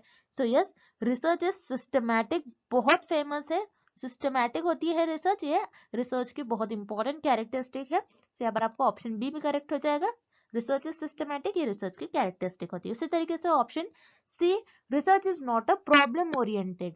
सो यस, यहाँ पर आपका ऑप्शन सी भी करेक्ट हो जाएगा, क्योंकि रिसर्च में हम प्रॉब्लम को सॉल्व करते, ना कि रिसर्च में प्रॉब्लम को जनरेट करते। रिसर्च में कोई भी प्रॉब्लम जनरेट नहीं करते हम, जब भी हमारे पास प्रॉब्लम होती है उस प्रॉब्लम को हम सॉल्व करने की कोशिश करते, हम प्रॉब्लम को जनरेट नहीं करते, लोकेट नहीं करते। देन यहाँ पर आपको ऑप्शन डी गिवन है, research is not a process. So यहाँ पर आपका ऑप्शन डी इनकरेक्ट हो जाएगा, क्योंकि रिसर्च एक प्रोसेस है। प्रोसेस का मतलब क्या होता है, जैसे मैंने आपको अभी बताया, आप कुछ स्टेप्स फॉलो करते हो। जैसे रिसर्च में हम स्टेप्स फॉलो करते हैं, पहले हम हमारा रिसर्च प्रॉब्लम डिसाइड करते हैं, देन उसके बाद रिसर्च डिजाइन बनाते हैं कि हम किस तरीके से हम इन्वेस्टिगेशन करेंगे हमारे रिसर्च में, देन उसके बाद हाइपोथेसिस ले डाउन करते हैं, देन उस हाइपोथेसिस को टेस्ट करते हैं। सो रिसर्च जो है एक प्रोसेस है। सो यहाँ पर आपका ऑप्शन डी इनकरेक्ट दिया गया है आपको, मतलब ऑप्शन डी में बताया गया है कि ये रिसर्च का कैरेक्टरिस्टिक नहीं है, तो इसीलिए आपका जो करेक्ट ऑप्शन हो जाएगा इस क्वेश्चन का, वो हो जाएगा option D, research is not a process. Next, research is a systematic inquiry that describes, explain, predict and control the observed phenomena. Who said? So इस क्वेश्चन में हमें एक रिसर्च की डेफिनेशन दी गई है, हमें बताना है कि इस डेफिनेशन को किस साइंटिस्ट ने कहा था। सो याद रखिए, बहुत इंपॉर्टेंट क्वेश्चन है, कंपलसरी एक क्वेश्चन आपको एग्जाम में इस टॉपिक से पूछा ही जाता है कि किस डेफिनेशन को किस साइंटिस्ट ने कहा है। जैसे कि आप ये डेफिनेशन देख रहे हो, रिसर्च की डेफिनेशन, जिसमें इन्होंने बताया कि रिसर्च एक सिस्टमैटिक इंक्वायरी है। यस, यहाँ पर आप क्या स्टेप्स फॉलो करते हो, देन आप चीजों को डिस्क्राइब करते हो, एक्सप्लेन करते हो, प्रिडिक्ट करते हो। प्रिडिक्ट आपके गेसेस यूज करते हैं, आपके नॉलेज के बेसिस पर आप वेरिएबल्स को कंट्रोल करते हो। सो ये डेफिनेशन आपके अर्ल रॉबर्ट बेबी इस साइंटिस्ट ने दी थी 1998 में। सो याद रखिएगा, 1998 में अर्ल रॉबर्ट बेबी इस साइंटिस्ट ने इस डेफिनेशन को दिया था। और उसी तरीके से जो आपको रिमेनिंग ऑप्शन दिए गए हैं, जैसे पीवी यंग बहुत फेमस साइंटिस्ट है, इनकी भी कई डेफिनेशन है रिसर्च पर, ये भी आपको एग्जाम पे पहले एक बार देख कर चले जाना है। उसी तरीके से कार्ल पियर्सन भी बहुत फेमस साइंटिस्ट है, ये एक मैथमेटिशियन है, और इनका भी कार्ल पियर्सन कोएफिशिएंट भी मैंने आपको बताया था, बहुत फेमस है, उस कोएफिशिएंट पर भी एग्जाम में क्वेश्चन पूछे जाते हैं। और इस क्वेश्चन का आपका राइट आंसर हो जाएगा option A, Robert baby. And The amount of non-response might be maximum in case of. इस क्वेश्चन में हमें पूछ रहा है, ऐसा कौन सा डेटा कलेक्शन टूल है जिसमें जो रिस्पोंडेंट है, मतलब जो रिसर्चर के क्वेश्चंस को आंसर कर रहे हैं, रिस्पॉन्स कर रहे हैं, उनका रिस्पॉन्स मैक्सिमम नहीं होगा, नॉन रिस्पॉन्स लिखा है यहाँ पर। सो याद रखिए, ऐसा डेटा कलेक्शन टूल जिसमें जो रिस्पोंडेंट है उनका रिस्पॉन्स मैक्सिमम नहीं होगा, वो होता है आपका डेटा कलेक्शन टूल मेल सर्वे। क्योंकि मेल सर्वे में क्या होता है, जो रिसर्चर है, रिसर्चर रिस्पोंडेंट को क्वेश्चन सेंड कर देते हैं, और फिर उनका रिस्पॉन्स कर कर जो रिस्पोंडेंट है फिर बाद में रिसर्चर को वो उनका रिस्पॉन्स भेज देते हैं। सो यहाँ पर मेल क्वेश्चनर में जो रिसर्चर है, जो रिस्पोंडेंट है, रिस्पोंडेंट का चांस ऐसा होगा कि वो मैक्सिमम रिस्पॉन्स नहीं कर सकते, यहाँ पर उनका रिस्पॉन्स करने का जो चांस होता है वो मैक्सिमम नहीं कर सकते हैं। उसी तरीके से हम रिमेनिंग ऑप्शंस भी देख लेते हैं, जैसे पर्सनल इंटरव्यू हो रहा है, यानी 1-to-1 face to face interview हो रहा है। सो यहाँ पर ऑब्वियसली जो रिसर्चर क्वेश्चन पूछेंगे, सो रिस्पोंडेंट उनका रिस्पॉन्स करेंगे। उसी तरीके से टेलीफोन इंटरव्यू पर भी जो इमीडिएटली रिस्पॉन्स मिल रहा है, immediately researcher face to face उनसे कांटेक्ट करेंगे, मतलब कांटेक्ट हो रहा है। सो यहाँ पर टेलीफोन इंटरव्यू में भी जो रिस्पोंडेंट है वो उनका चांस ज्यादा होता है कि वो रिस्पॉन्स करे। देन लास्ट इज ऑब्जर्वेशन में यहाँ पर रिसर्चर का मेन रोल होता है, क्योंकि रिसर्चर खुद चीजों को ऑब्जर्व करते हैं, यहाँ पर रिस्पोंडेंट का कोई रोल ही नहीं होता है। तो यहाँ पर ऑब्वियसली आपका ऑप्शन डी इनकरेक्ट हो जाएगा। और पर्सनल इंटरव्यू, टेलीफोन इंटरव्यू में जो रिस्पोंडेंट है, रिस्पोंडेंट के रिस्पॉन्स करने का चांस मैक्सिमम होता है, इसलिए यहाँ पर आपका ऑप्शन बी और सी ये दोनों भी इनकरेक्ट हो जाएंगे। और इस क्वेश्चन का आपका राइट आंसर हो जाएगा ऑप्शन ए, मेल्ड क्वेश्चन है। सो याद रखिएगा, एग्जाम में डेटा कलेक्शन टूल से आपको एग्जाम में 1 और 2 क्वेश्चंस पूछे ही जाते हैं। सो ऐसे टाइप के क्वेश्चंस आप आपके एग्जाम में डायरेक्टली एक्सपेक्ट कर सकते हो। Next, data collected using observations, interviews and questionnaires is known as. इस क्वेश्चन में पूछ रहा है कि डेटा कलेक्ट करा गया using observation, interviews and questionnaire. So ये कौन सा डेटा कहलाएगा? क्या ये प्राइमरी डेटा होगा, सेकेंडरी डेटा होगा, लिटरेचर रिव्यू होगा, या फिर ई सोर्सेज होगा? हमें ये पता करना है इस क्वेश्चन में। सो क्वेश्चन को सॉल्व करने से पहले आपको पता होना चाहिए ऑब्जर्वेशन, इंटरव्यूज एंड क्वेश्चनर्स ये तीनों भी होते क्या है। सो ऑब्जर्वेशन क्या होता है? ऑब्जर्वेशन जो रिसर्चर खुद परफॉर्म करते हैं, जैसे मान लीजिए रिसर्चर को कोई एनिमल पर स्टडी करना है, सो रिसर्चर खुद फॉरेस्ट में जाकर उन लोगों को ऑब्जर्व करेंगे, एनिमल्स को ऑब्जर्व करेंगे, उनका बिहेवियर क्या है, वो एक दूसरे से कैसे बिहेव करते हैं, वो किस तरीके से उनकी लाइफस्टाइल होती है। सो ये सारी चीजें रिसर्चर खुद ऑब्जर्व करेंगे और खुद डेटा को कलेक्ट करेंगे। उसी तरीके से इंटरव्यू में रिसर्चर जो एक्सपर्ट्स होते हैं, कोई डिसीज के एक्सपर्ट्स हो जाएंगे, कोई ऐसे ही कुछ एक्सपर्ट से इंटरव्यू परफॉर्म करते हैं और इंटरव्यूज के थ्रू डेटा कलेक्ट करते हैं। उसी तरीके से क्वेश्चन इज क्या होता है, एक लिस्ट ऑफ क्वेश्चंस होती है, एक लिस्ट होती है जिसमें क्वेश्चंस होते हैं और उनका रिस्पोंडेंट जो है रिस्पॉन्स करते हैं। सो याद रखिए, ऑब्जर्वेशन, इंटरव्यूज एंड क्वेश्चन से रिसर्चर को जो भी रिस्पॉन्स मिलता है वो एक न्यू रिस्पॉन्स मिलता है, मतलब रिस्पॉन्स जो मिल रहा है रिसर्चर को एक तौर पर डेटा ही मिल रहा है, और जो भी डेटा मिलता है इन तीनों भी डेटा कलेक्शन टूल से वो एक न्यू डेटा होता है। याद रखिए, जब भी एक न्यू डेटा होगा, जब भी एक न्यू डेटा होता है, जब भी एक ओरिजिनल डेटा होता है, वो आपका प्राइमरी डेटा होता है। सो प्राइमरी डेटा वो डेटा होता है जो न्यू डेटा हो, जो ओरिजिनल डेटा हो और जो रिसर्चर खुद कलेक्ट करते हो डिफरेंट डिफरेंट टूल्स यूज करके, उसे हम कहते हैं प्राइमरी डेटा। सो इस क्वेश्चन का आपका राइट आंसर हो जाएगा ऑप्शन ए, प्राइमरी डेटा। अब जो रिमेनिंग ऑप्शंस है उन्हें भी हम देख लेते हैं। जैसे लिटरेचर रिव्यू क्या होता है, जिसमें एक सिस्टमैटिक वे में, एक ऑर्गेनाइज्ड वे में बताया जाता है कि कौन कौन से रिसर्चर ने पुराने टॉपिक्स पर रिसर्च की है, कितने कितने रिसर्च हुए हैं उन पर्टिकुलर टॉपिक्स पर। सो यहाँ पर लिटरेचर रिव्यू से आपको आइडिया लग जाता है कि किन टॉपिक्स पर रिसर्च हुई है और किन पर रिसर्च नहीं हुई है। सो लिटरेचर रिव्यू में आपको जो भी डेटा मिलेगा ये ऑलरेडी अवेलेबल होता है, तो ये सेकेंडरी सोर्स हो जाएगा, आपका सेकेंडरी डेटा हो जाएगा, ना कि प्राइमरी। सो यहाँ पर आपका ऑप्शन बी इनकरेक्ट हो जाएगा। उसी तरीके से ई सोर्सेज जैसे इंटरनेट पर जो डेटा अवेलेबल होता है ये भी सेकेंडरी होता है। सो यहाँ पर आपका ऑप्शन सी इनकरेक्ट हो जाएगा। And option D secondary data, obviously secondary data नहीं होगा। सेकेंडरी डेटा वो डेटा होता है जो ऑलरेडी अवेलेबल होता है, जो पुराने रिसर्चर ने ऑलरेडी रिसर्च की होती है। सो यहाँ पर आपका ऑप्शन डी भी इनकरेक्ट हो जाएगा और आपका इस क्वेश्चन का राइट आंसर हो जाएगा ऑप्शन ए, प्राइमरी डेटा। याद रखिए, प्राइमरी डेटा और सेकेंडरी डेटा पर एग्जाम में कंपलसरी वन क्वेश्चन पूछा ही जाता है। Next, what is superior correlation. इस क्वेश्चन में हमें पूछ रहा है सुपीरियर कोरिलेशन का मीनिंग क्या होती है, डेफिनेशन क्या होती है।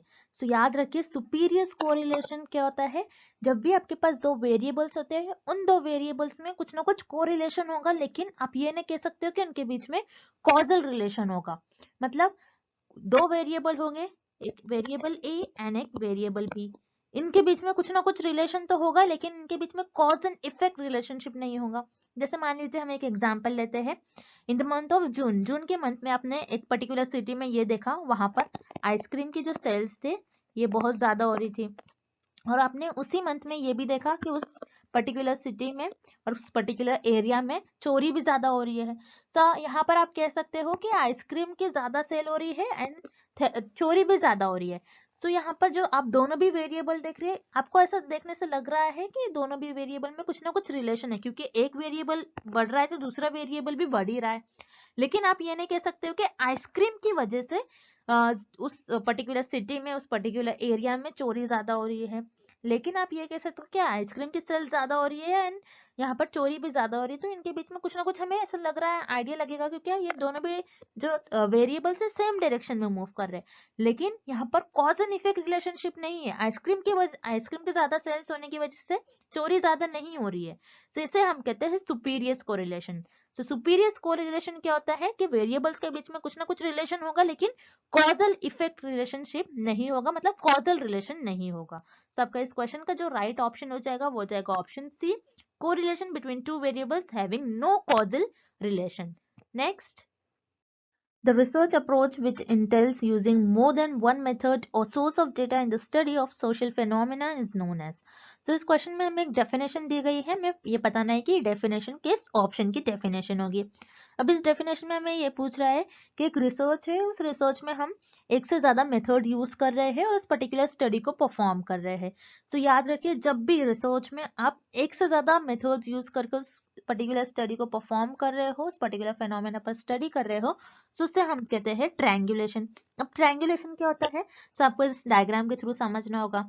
जैसे मान लीजिए मैंने फर्स्ट मेथड यूज करा और मेरे कुछ रिजल्ट आ रहे हैं XYZ, और अब मैंने फिर से क्या करा, मैंने ये देखा कि मेरे जो रिजल्ट आ रहे हैं ये सही आ रहे हैं या फिर नहीं, रिजल्ट मेरे वैलिड हो रहे हैं या फिर नहीं, ये देखने के लिए मैंने एक दूसरा मेथड यूज करा।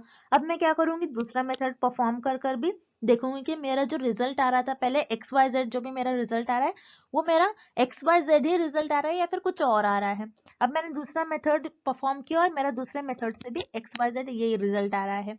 तो मैं ये कह सकती हूँ कि मैंने डिफरेंट डिफरेंट मेथड्स परफॉर्म कर कर ये देखा कि मेरे जो रिजल्ट आ रहे हैं वो हर मेथड से सेम ही रिजल्ट आ रहे हैं। सो मैं इसे पता कर सकती हूँ, मैं इसे बता सकती हूँ कि जो मेरी स्टडी है वो वैलिड है, वो सही है। सो इसे हम कहते हैं ट्रायंगुलेशन मेथड। याद रखिएगा, बहुत इंपॉर्टेंट है। एग्जाम में इस टॉपिक से कई बार आपको क्वेश्चंस पूछे गए थे। ये क्वेश्चन आप 2 to 3 टाइम्स एग्जाम में आपको प्रीवियस ईयर में भी पूछे गए थे। तो आपको याद रखना है, इस क्वेश्चन का आपका राइट आंसर हो जाएगा ट्रायंगुलेशन। उसी तरीके से हम रिमेनिंग ऑप्शंस भी देख लेते हैं, जैसे रिफ्लेक्सिविटी। रिफ्लेक्सिविटी क्या होता है? रिफ्लेक्सिविटी ये बताता है कि आप जो रिसर्चर है, अगर आपने कुछ रिसर्च परफॉर्म की है तो आपने जो भी आपके रिसर्च में जजमेंट यूज करा है तो उसको चेक करने के लिए कि आपका जो भी जजमेंट था वो सही था या फिर नहीं, तो उसे हम कहते हैं रिफ्लेक्सिविटी। अब डिफरेंट डिफरेंट मेथड्स यूज करोगे तो उसे हम रिफ्लेक्सिविटी नहीं कहेंगे। सो यहाँ पर आपका ऑप्शन बी इनकरेक्ट हो जाएगा। उसी तरीके से ऑप्शन सी रिस्पॉन्स वैलिडेशन, मतलब जो रिस्पॉन्डेंट से आपको रिस्पॉन्स मिल रहा है, जो डेटा मिल रहा है, आप उसको चेक करोगे, बताओगे कि वो जो रिस्पॉन्स मिल रहा है, डेटा मिल रहा है, वो सही है फिर नहीं, या फिर वो वैलिड होगा या फिर नहीं। सो इस क्वेश्चन का भी ऑप्शन सी इनकरेक्ट हो जाएगा और इस क्वेश्चन का आपका राइट आंसर हो जाएगा option A triangulation. Next, snowball sampling is also known as. इस क्वेश्चन में हमें पूछ रहा है कि स्नोबॉल सैम्पलिंग को और हम क्या कहते हैं। सो याद रखिएगा, स्नोबॉल सैम्पलिंग को और हम कहते हैं चेन रेफरल सैम्पलिंग। सो स्नोबॉल सैम्पलिंग को चेन रेफरल सैम्पलिंग क्यों कहते हैं, सो हम इस डायग्राम के थ्रू समझते हैं। अब जैसे मान लीजिए ये पर्सन जो है ये रिसर्चर है। अब रिसर्चर को स्टडी करना है कि कौन कौन से ऐसे पर्सन है जो ड्रग कंज्यूम करते हैं, ड्रग लेते हैं। सो यहाँ पर जो रिस्पोंडेंट है ये खुद से डायरेक्टली नहीं आते हैं, क्योंकि ये ऑब्वियसली अच्छी बात नहीं है किसी जो ड्रग ले रहा है। सो यहाँ पर जो है रिस्पोंडेंट जो है, यहाँ पर रिसर्चर को खुद एक दो रिस्पोंडेंट मिल जाएंगे रिसर्चर को, क्योंकि ये स्टडी ऐसी स्टडी है जिसमें लोग खुद से नहीं आते हैं। सो यहाँ पर रिसर्चर देख रहे हैं कि कौन कौन ऐसे लोग हैं जो ड्रग कंज्यूम करते हैं, उन पर उनको स्टडी करना है कि ड्रग कंज्यूम करने से ह्यूमन बॉडी पर कैसा अफेक्ट होता है। सो रिसर्चर को एक दो लोग मिल गए। अब रिसर्चर इन लोगों से क्या कहेंगे कि और तुम ऐसे लोगों को ढूंढ कर लाओ और ऐसे लोगों को चुनो जो ड्रग लेते हैं। सो ये क्या करेंगे, और 3 लोगों को ढूंढ कर लाएंगे और ये पर्सन भी और दो तीन लोगों को ढूंढ कर लाएंगे। फिर ये इनसे और कहेंगे कि तुम और पर्सन को चुन कर लाओ जो तुम्हें पता है कि ऐसे लोग जो ड्रग कंज्यूम करते हैं। तो ये और एक दो तीन लोगों को चुनेगा, फिर ये पर्सन भी और इसी तरीके से, फिर ये पर्सन भी और इसी तरीके से लोगों को लाएगा इस सैंपल के लिए। तो जैसा कि आप देख रहे हो यहाँ पर रिसर्चर है, रिसर्चर ने कुछ एक दो लोगों को चुन लिया, फिर इन लोगों ने कुछ और लोगों को चुन लिया, मतलब और लोगों को बताया, फिर इन लोगों ने और कई लोगों को बताया। जैसे आप देख रहे हो स्नोबॉल सैम्पलिंग में एक चेन बन रही है, 1 से 2 लोग हो रहे हैं, 2 से 3, 3 से और ज्यादा लोग बढ़ते जा रहे हैं। तो यहाँ पर एक चेन परफॉर्म हो रही है। तो याद रखिएगा, स्नोबॉल सैम्पलिंग को और हम कहते हैं चेन रेफरल सैम्पलिंग। तो इस क्वेश्चन का आपका ऑप्शन सी राइट हो जाएगा। अब जो रिमेनिंग ऑप्शन है उन्हें भी हम देख लेते हैं। सर्वे, सर्वे तो नहीं होगा क्योंकि सर्वे क्या होता है जिससे रिसर्चर डेटा कलेक्ट करते हैं। सर्वे एक डेटा कलेक्शन टूल है, यहाँ पर आपका ऑप्शन है इनकरेक्ट हो जाएगा। उसी तरीके से option B judgmental sampling, judgmental sampling भी नहीं होगा क्योंकि यहाँ पर रिसर्चर अपने जजमेंट नहीं लगा रहे हैं। यहाँ पर आपका ऑप्शन बी इनकरेक्ट हो जाएगा। उसी तरीके से ऑप्शन डी कन्वीनियंस सैम्पलिंग। याद रखिए, कन्वीनियंस सैम्पलिंग जो है इस पर भी कई क्वेश्चन आते हैं। Convenience sampling is also known as, ऐसे क्वेश्चन आ सकते हैं एग्जाम में। सो याद रखिए, कन्वीनियंस सैम्पलिंग को एक्सीडेंटल सैम्पलिंग भी कहते हैं। सो यहाँ पर ऑप्शन डी भी इनकरेक्ट हो जाएगा क्योंकि यहाँ पर रिसर्चर अपनी कन्वीनियंस के हिसाब से पॉपुलेशन में से मेंबर्स को नहीं चुन रहे हैं। लेकिन स्नोबॉल सैम्पलिंग एक ऐसी सैम्पलिंग होती है जिसे हम कहते हैं चेन रेफरल, क्योंकि यहाँ पर एक चेन की तरह रिसर्चर जो है और रिस्पोंडेंट जो है और रिस्पोंडेंट को ढूंढ कर लाते हैं। सो यहाँ पर आपका ऑप्शन सी इस क्वेश्चन का राइट आंसर हो जाएगा। Next, the mid point in distribution of values is known as. इस क्वेश्चन में पूछ रहा है आपका जो डिस्ट्रीब्यूशन है, इस डिस्ट्रीब्यूशन के जो मिड पॉइंट होता है, मिड पॉइंट वैल्यूज को हम क्या कहते हैं, क्या मीन, मीडियन, मोड या फिर स्टैंडर्ड डिविएशन कहते हैं, ये हमें पता करना है। तो हम इस क्वेश्चन को सॉल्व करने के लिए इस डायग्राम का हेल्प लेंगे। जैसे कि आप देख रहे हो इस डायग्राम में मीडियन आप देख सकते हैं, मीडियन। जैसे आप देखोगे ये जो डायग्राम है, अगर इस डायग्राम को आप हाफ में हाफ पार्ट में अगर कट करते हो इस डायग्राम को, तो आपको मिड पॉइंट मतलब मिडिल पॉइंट, सेंटर पॉइंट जो आपको डिस्ट्रीब्यूशन का दिखेगा इस डायग्राम का, जो आपको सेंटर पार्ट, मिडिल पार्ट दिखेगा, वो हो जाएगा आपका मीडियन। सो मीडियन क्या होता है? आपका जो डिस्ट्रीब्यूशन है, डिस्ट्रीब्यूशन में जो आपकी मिडिल वैल्यू, सेंटर वैल्यू होती है, उससे हम कहते हैं मीडियन। सो याद रखिएगा, मीडियन को कैलकुलेट करने का भी कुछ फॉर्मूला होता है। मैंने इसके पहले कई लेक्चर्स में आपको बताया मीडियन को किस तरीके से कैलकुलेट करना है। सो इस पर भी एग्जाम में कई बार क्वेश्चन पूछे जाते हैं। Mean, median and mode calculate करने पर भी एग्जाम में कंपलसरी आपको क्वेश्चन पूछा जाएगा, और इस टाइप का भी एग्जाम में क्वेश्चन पूछा जाता है। सो इस क्वेश्चन का आपका राइट आंसर हो जाएगा ऑप्शन बी, मीडियन। अब जो रिमेनिंग ऑप्शंस हैं उन्हें भी हम एक बार देख लेते हैं। मीन क्या होता है? आपके डेटा की एवरेज वैल्यू। अब जैसे कि अगर आप फॉर एग्जांपल किसी एक पर्टिकुलर सिटी का आप इनकम मेजर करें, तो आप ये देखोगे कि ज्यादातर लोगों की इनकम क्या है। सो पर्टिकुलर मैंने एक कोई सिटी में मैंने रिसर्च किया और मैंने ये देखा कि इस पर्टिकुलर सिटी में ज्यादातर लोगों की इनकम 90,000 है। सो आप कहोगे कि एवरेज वैल्यू इस डेटा की आ जाएगी उस केस में 90,000 ज्यादातर, उसे कहते हैं हम मीन। देन उसी तरीके से मोड क्या होता है? आपके डेटा में जो ऐसी वैल्यू जो मैक्सिमम बार रिपीट हो रही है, उसे हम कहते हैं mode. And last is standard deviation. Standard deviation क्या होता है? जो आपका डेटा इस तरीके से स्प्रेड आउट है, इस स्प्रेड आउट को, इस डिस्ट्रीब्यूशन को आप कहते हैं स्टैंडर्ड डिविएशन। कि आपका डेटा किस तरीके से डिस्ट्रीब्यूटेड है, उसे हम कहते हैं स्टैंडर्ड डिविएशन। किस तरीके से डिस्पर्ज है, किस तरीके से फैला हुआ है, उसे हम कहते हैं स्टैंडर्ड डिविएशन। और आपके जो डिस्ट्रीब्यूशन है, डिस्ट्रीब्यूशन का जो मिड पॉइंट है, मिडिल वैल्यू है, सेंटर वैल्यू, उसे हम कहते हैं मीडियन। तो इस क्वेश्चन का ऑप्शन भी राइट आंसर हो जाएगा। Next, which of the following is or are the methods of survey. इस क्वेश्चन में हमें पूछ रहा है दिए गए ऑप्शंस में से कौन सा एक ऐसा ऑप्शन है और कौन सा ऑप्शन ऐसे है जो सर्वे के मेथड्स है। अब सर्वे क्या होता है? सर्वे मतलब आप आपकी रिसर्च में सर्वे कंडक्ट करवा के, यानी डिफरेंट डिफरेंट मेथड्स के थ्रू डेटा कलेक्ट करते हैं, उसे हम कहते हैं सर्वे। जैसे मेल हो गया, क्वेश्चनर्स, ऑब्जर्वेशंस। सो ये इन सारे मेथड्स के थ्रू आप आपके रिसर्च में डेटा कलेक्ट करते हो। अब जैसे कि इस क्वेश्चन में हमें कुछ ऑप्शंस दिए गए हैं, जैसे मेल, टेलीफोन, हाउस होल्ड।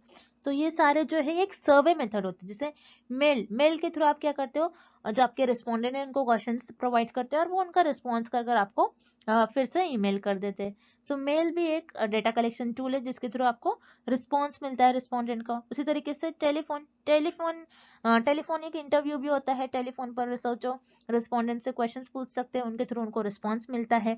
सो यहाँ पर मेल, टेलीफोन, ये दोनों भी एक डेटा कलेक्शन टूल है जिनके थ्रू आप डेटा कलेक्ट करते हो। उसी तरीके से हाउस होल्ड भी एक तरीके का इंटरव्यू होता है, एक तरीके का डेटा कलेक्शन टूल होता है, जिसमें आप 2-3 हाउस को चुन लेते हो और उनसे रिसर्च करते हो, उनसे इंफॉर्मेशन कलेक्ट करने की कोशिश करते हो, उसे हम कहते हैं हाउस होल्ड। तो यहाँ पर ऑप्शन ई, बी, सी यानी मेल, टेलीफोन, हाउस होल्ड, ये तीनों भी आपके एक सर्वे होते हैं जिनके थ्रू आप डेटा कलेक्ट करते हो। तो इस क्वेश्चन का आपका राइट आंसर हो जाएगा option D, all of the above. Next, the analysis of two variables at a time in order to uncover whether or not the two variables are related is known as। इस question में हमें ये find out करना है कि ऐसा कौन सा ऑप्शन है जिसमें हम कोई दो वेरिएबल को एनालाइज करते हैं और ये पता लगाते हैं कि उन दो वेरिएबल्स में कैसा रिलेशन है, एक दूसरे से कैसे रिलेटेड है। बेसिकली हम ये कौन सी ऑप्शन में ये पता लगाते हैं। बेसिकली हमें इस क्वेश्चन में एक डेफिनेशन दी गई है। सो हम देखेंगे कि ये डेफिनेशन किस ऑप्शन की डेफिनेशन होगी। सो याद रखिए, जब भी दो वेरिएबल्स की बात होती है और वो कैसे एक दूसरे से रिलेटेड है ये देखना होता है, तो हम कोरिलेशनल रिसर्च में देखते हैं। जैसे मान लीजिए फॉर एग्जांपल कोरिलेशनल रिसर्च में हम देखते हैं दो वेरिएबल्स एक दूसरे से कैसे रिलेटेड है। अगर मैं आपको ये एग्जांपल दूं, जैसे मान लीजिए कोई पर्सन है वो स्मोकिंग कर रहा है, स्मोकिंग करने से लंग पर कैसा अफेक्ट हो रहा है, ये दोनों वेरिएबल एक दूसरे से कैसे रिलेटेड है। क्या ज्यादा स्मोकिंग करने से आपका जो लंग है वो ज्यादा अफेक्ट हो जाएगा? यस, मतलब ये एक दूसरे से ये वेरिएबल्स रिलेटेड है और इसमें पॉजिटिव कोरिलेशन है। बिकॉज अगर आप ज्यादा स्मोकिंग करोगे तो आपका जो लंग है ये ज्यादा अफेक्ट हो जाएगा, मतलब ये दोनों भी सेम डायरेक्शन में मूव कर रहे हैं। सो कोरिलेशनल रिसर्च एक ऐसे रिसर्च होती है जिसमें आप दो वेरिएबल्स को एनालाइज करते हो एट अ टाइम और ये बताते हो कि इन दो वेरिएबल्स में कैसा रिलेशन है, कैसे एक दूसरे से रिलेटेड है। सो इस क्वेश्चन का आपका राइट आंसर हो जाएगा ऑप्शन डी, कोरिलेशन। अब जो रिमेनिंग ऑप्शन है उन्हें भी हमने एक बार देख लेते हैं। Option A, chi square test. Chi square test क्या होता है? एक स्टैटिस्टिकल टेस्ट होता है जिसमें हम ये मेजर करते हैं कि दो से ज्यादा सैंपल्स के मीन को हम कंपेयर करने के लिए हम काई स्क्वायर टेस्ट का यूज करते हैं। याद रखिएगा, काई स्क्वायर टेस्ट एक स्टैटिस्टिकल टेस्ट होता है जिसमें हम दो से ज्यादा सैंपल के मीन को कंपेयर करने के लिए यूज करते हैं। सो यहाँ पर हमें सिर्फ दो ही वेरिएबल दिया है, सो ऑब्वियसली यहाँ पर आपका ऑप्शन ए इनकरेक्ट हो जाएगा। उसी तरीके से ऑप्शन बी यूनिवेरिएट, यूनी का मतलब होता है सिर्फ एक, मतलब एक वेरिएबल को आप एनालाइज कर रहे हो, एक वेरिएबल को एनालाइज कर रहे हो। सो यहाँ पर हमें दो वेरिएबल दिया है, ऑप्शन में एक नहीं दिया है, तो ऑब्वियसली यहाँ पर आपका ऑप्शन बी इनकरेक्ट हो जाएगा। उसी तरीके से ऑप्शन सी मल्टीवेरिएट, मल्टीवेरिएट मतलब दो से ज्यादा, उसे हम कहते हैं मल्टी। अब मल्टीवेरिएट दो से ज्यादा वेरिएबल्स पर आप स्टडी करते हो, जैसे मान लीजिए मैं यहाँ पर स्टडी कर रही हूँ हेल्थ पर, ह्यूमन बॉडी और कोई डिसीज पर, तो यहाँ पर मेरे तीन वेरिएबल हो जाएंगे, मैं तीन वेरिएबल पर एट अ टाइम स्टडी कर रही हूँ, सो ये मल्टीवेरिएट एनालिसिस होगा। सो इस क्वेश्चन का ऑप्शन सी भी इनकरेक्ट हो जाएगा। सो इस क्वेश्चन का आपका राइट आंसर हो जाएगा ऑप्शन डी, कोरिलेशनल रिसर्च। सो याद रखिएगा कार स्क्वायर टेस्ट पर भी क्वेश्चन बहुत बार पूछा गया आपके एग्जाम में, तो कार स्क्वायर टेस्ट पर क्वेश्चन आने के ज्यादातर चांसेस है, और को रिलेशनल रिसर्च पर एक दो क्वेश्चन कंपलसरी आपको एग्जाम में देखने मिलेगा। Next, the quickest method to collect primary data is, इस क्वेश्चन में हमें पूछ रहा है प्राइमरी डेटा को कलेक्ट करने के लिए सबसे फास्टेस्ट मेथड कौन सा होगा, मतलब प्राइमरी डेटा को कलेक्ट करने के लिए सबसे ज्यादा जल्दी आप कौन से मेथड से डेटा कलेक्ट कर सकते हो। सो याद रखिए प्राइमरी डेटा को अगर आप कलेक्ट कर रहे हो तो सबसे जल्दी अगर आपको जो डेटा मिल जाएगा, जिस मेथड से आपको सबसे फास्टेस्ट मेथड से आपको डेटा मिल जाएगा, वो हो जाएगा आपका टेलीफोनिक इंटरव्यू, टेलीफोन इंटरव्यू। सो टेलीफोन इंटरव्यू से रिसर्चर क्या कर सकते हैं, रिसर्चर जो भी एरिया में है, जो भी जिस भी एरिया में होंगे, जिस भी सिटी में होंगे, जिस भी कंट्री में होंगे, वो डायरेक्टली जो रिस्पोंडेंट है उनको कॉल कर कर रिस्पॉन्स लेंगे। उसी तरीके से जो रिमेनिंग ऑप्शन है जैसे पर्सनल इंटरव्यू, पर्सनल इंटरव्यू में रिसर्चर को पहले इन्विटेशन भेजना होता है एक्सपर्ट्स को, फिर वो इन्विटेशन एक्सेप्ट करते हैं, फिर वो इंटरव्यू के लिए आते हैं। सो यहाँ पर पर्सनल इंटरव्यू में पहले वो इनविटेशन देंगे, फिर वो आएंगे, तो यहाँ पर टाइम जो है ज्यादा वेस्ट हो जाएगा, ये फास्टेस्ट मेथड नहीं होगा। सो यहाँ पर आपको ऑप्शन ए इनकरेक्ट हो जाएगा। उसी तरीके से option B mailed question, mail question में क्या होता है, जो रिसर्चर है वो रेस्पोंडेंट को मेल सेंड करते हैं, फिर वो मेल रीड करते हैं, फिर उसको रिस्पॉन्स करके फिर से रिसर्चर को मेल करते हैं, तो डायरेक्टली यहाँ पर रिस्पॉन्स नहीं मिलता है रिसर्चर को, कुछ टाइम बाद रिस्पॉन्स मिलेगा। सो यहाँ पर आपका ऑप्शन बी भी इनकरेक्ट हो जाएगा। उसी तरीके से ऑब्जर्वेशन, ऑब्जर्वेशन है, सो यहाँ पर रिसर्चर खुद ऑब्जर्वेशन परफॉर्म करते हैं। जैसे मान लीजिए रिसर्चर को कोई फॉरेस्ट में एनिमल्स पर स्टडी करना है अगेन, तो रिसर्चर क्या करेंगे, उस फॉरेस्ट में जाएंगे, सो रिसर्चर के ट्रैवलिंग होगा, रिसर्चर को जाना पड़ेगा, फिर डेटा कलेक्ट करना पड़ेगा। सो यहाँ पर ऑब्जर्वेशन से भी रिसर्चर फास्टेस्ट मेथड नहीं होता है डेटा कलेक्ट करने का, क्योंकि रिसर्चर को एक जगह से दूसरी जगह मूव करना होता है। लेकिन टेलीफोन इंटरव्यू एक ऐसा डेटा कलेक्शन मेथड, एक प्राइमरी डेटा कलेक्शन मेथड है जिसमें रिसर्चर को इजीली डेटा मिल जाता है और सबसे फास्टेस्ट मेथड होता है डेटा कलेक्ट करने के लिए। सो इस क्वेश्चन का आपका राइट आंसर हो जाएगा option C, telephone interview. Next, the independent variable refers to one of the following, इस क्वेश्चन में हमें फाइंड आउट करना है कि आपका जो इंडिपेंडेंट वेरिएबल है इन ऑप्शन में से किस ऑप्शन को रिफर करता है। सो रिमेंबर इंडिपेंडेंट वेरिएबल क्या होता है, जैसे एक्सपेरिमेंटल रिसर्च में हम इंडिपेंडेंट वेरिएबल का इफेक्ट देखते हैं डिपेंडेंट वेरिएबल पर क्या हो रहा है। अब इंडिपेंडेंट वेरिएबल मान लीजिए हमको एक स्टडी करना है, रिसर्चर को एक स्टडी करना है, ये देखना है कि स्मोकिंग का क्या इफेक्ट होता है लंग्स पर। अगर कोई पर्सन स्मोक करता है, तो अगर वो स्मोक कर रहा है तो उसके लंग्स पर क्या इफेक्ट होता है, ओके कि स्मोक करने से उसके लंग पर कुछ प्रॉब्लम्स होती है, क्या उसका लंग अफेक्ट होता है, हमें ये फाइंड आउट करना है। अब यहाँ पर जो स्मोकिंग है हमें पता है, ये तो प्रूवन थ्योरी है कि स्मोकिंग करने से आपको क्या होता है, लंग कैंसर, ओके आपको लंग डिसीज होती है अगर आप ज्यादा स्मोकिंग करते हो तो। सो स्मोकिंग क्या करता है, कॉज करता है, स्मोकिंग का हम कॉज देख रहे हैं लंग पर, और लंग कैंसर जो कि आपका डिपेंडेंट वेरिएबल है जिसको आप ऑब्जर्व कर रहे हो, जिसका इफेक्ट देखते हो। सो रिमेंबर जब भी आपका इंडिपेंडेंट वेरिएबल होता है, आपको ये याद रखना है independent variable always refers to cause, क्योंकि इंडिपेंडेंट वेरिएबल आपका कॉज बताता है कि यहाँ पर आप स्मोकिंग को कॉज देख रहे हो, स्मोकिंग करने से क्या होता है, स्मोकिंग का आप क्या देख रहे हो, इस केस में कॉज देख रहे हो। तो रिमेंबर आपका जो इंडिपेंडेंट वेरिएबल होता है उसमें आप कॉज देखते हो, इंडिपेंडेंट वेरिएबल जो भी आपका होगा उसका आप कॉज देखते हो डिपेंडेंट वेरिएबल पर। तो यहाँ पर आपका ऑप्शन बी करेक्ट हो जाएगा, the independent variable refers to cause. Then effect तो हम डिपेंडेंट वेरिएबल पर देखते हैं, लेट्स पे आपका ऑप्शन सी इनकरेक्ट हो जाएगा। देन अब रह गई बात आपके option A and option D की। ऑप्शन ए क्या है, result, and option D output. So आपका जो इंडिपेंडेंट वेरिएबल है वो आपको कोई रिजल्ट नहीं देखता है, बल्कि आप उसका इफेक्ट देखते हो। सो यहाँ पर आपका ऑप्शन ए इनकरेक्ट हो जाएगा। देन ऑप्शन डी आउटपुट, कोई चीज का आउटपुट नहीं बताता है बल्कि कॉज बताता है। सो यहाँ पर आपका ऑप्शन डी भी इनकरेक्ट हो जाएगा। So here correct option is option B, cause. Next, in a column chart bars are. इस क्वेश्चन में हमें फाइंड आउट करना है कि कॉलम चार्ट में बार्स आपके कैसे होते हैं, कि हॉरिजॉन्टल होते हैं, वर्टिकल होते हैं और स्लांटिंग होते हैं, कैसे होते हैं। सो कॉलम चार्ट क्या होता है, इस तरीके से आपका कॉलम चार्ट दिखता है, जिसमें आप जो भी इंफॉर्मेशन मिलती है, आपका जो भी डेटा होता है, आप कुछ इस तरीके से प्लॉट करते हो। और कॉलम चार्ट में आपके जो बार्स होते हैं ये वर्टिकल होते हैं। तो वर्टिकल मतलब ऐसी कुछ लाइंस होती है, और हॉरिजॉन्टल आपकी ऐसी लाइंस होंगी। वर्टिकल ऐसी लाइंस होती है, आपको याद रखना है। तो कॉलम चार्ट में आपके जो बार्स होंगे वो वर्टिकल में होंगे। दैट्स व्हाई पर आपका करेक्ट ऑप्शन हो जाएगा option B, vertical. And thank you for watching this session and good luck with your preparations.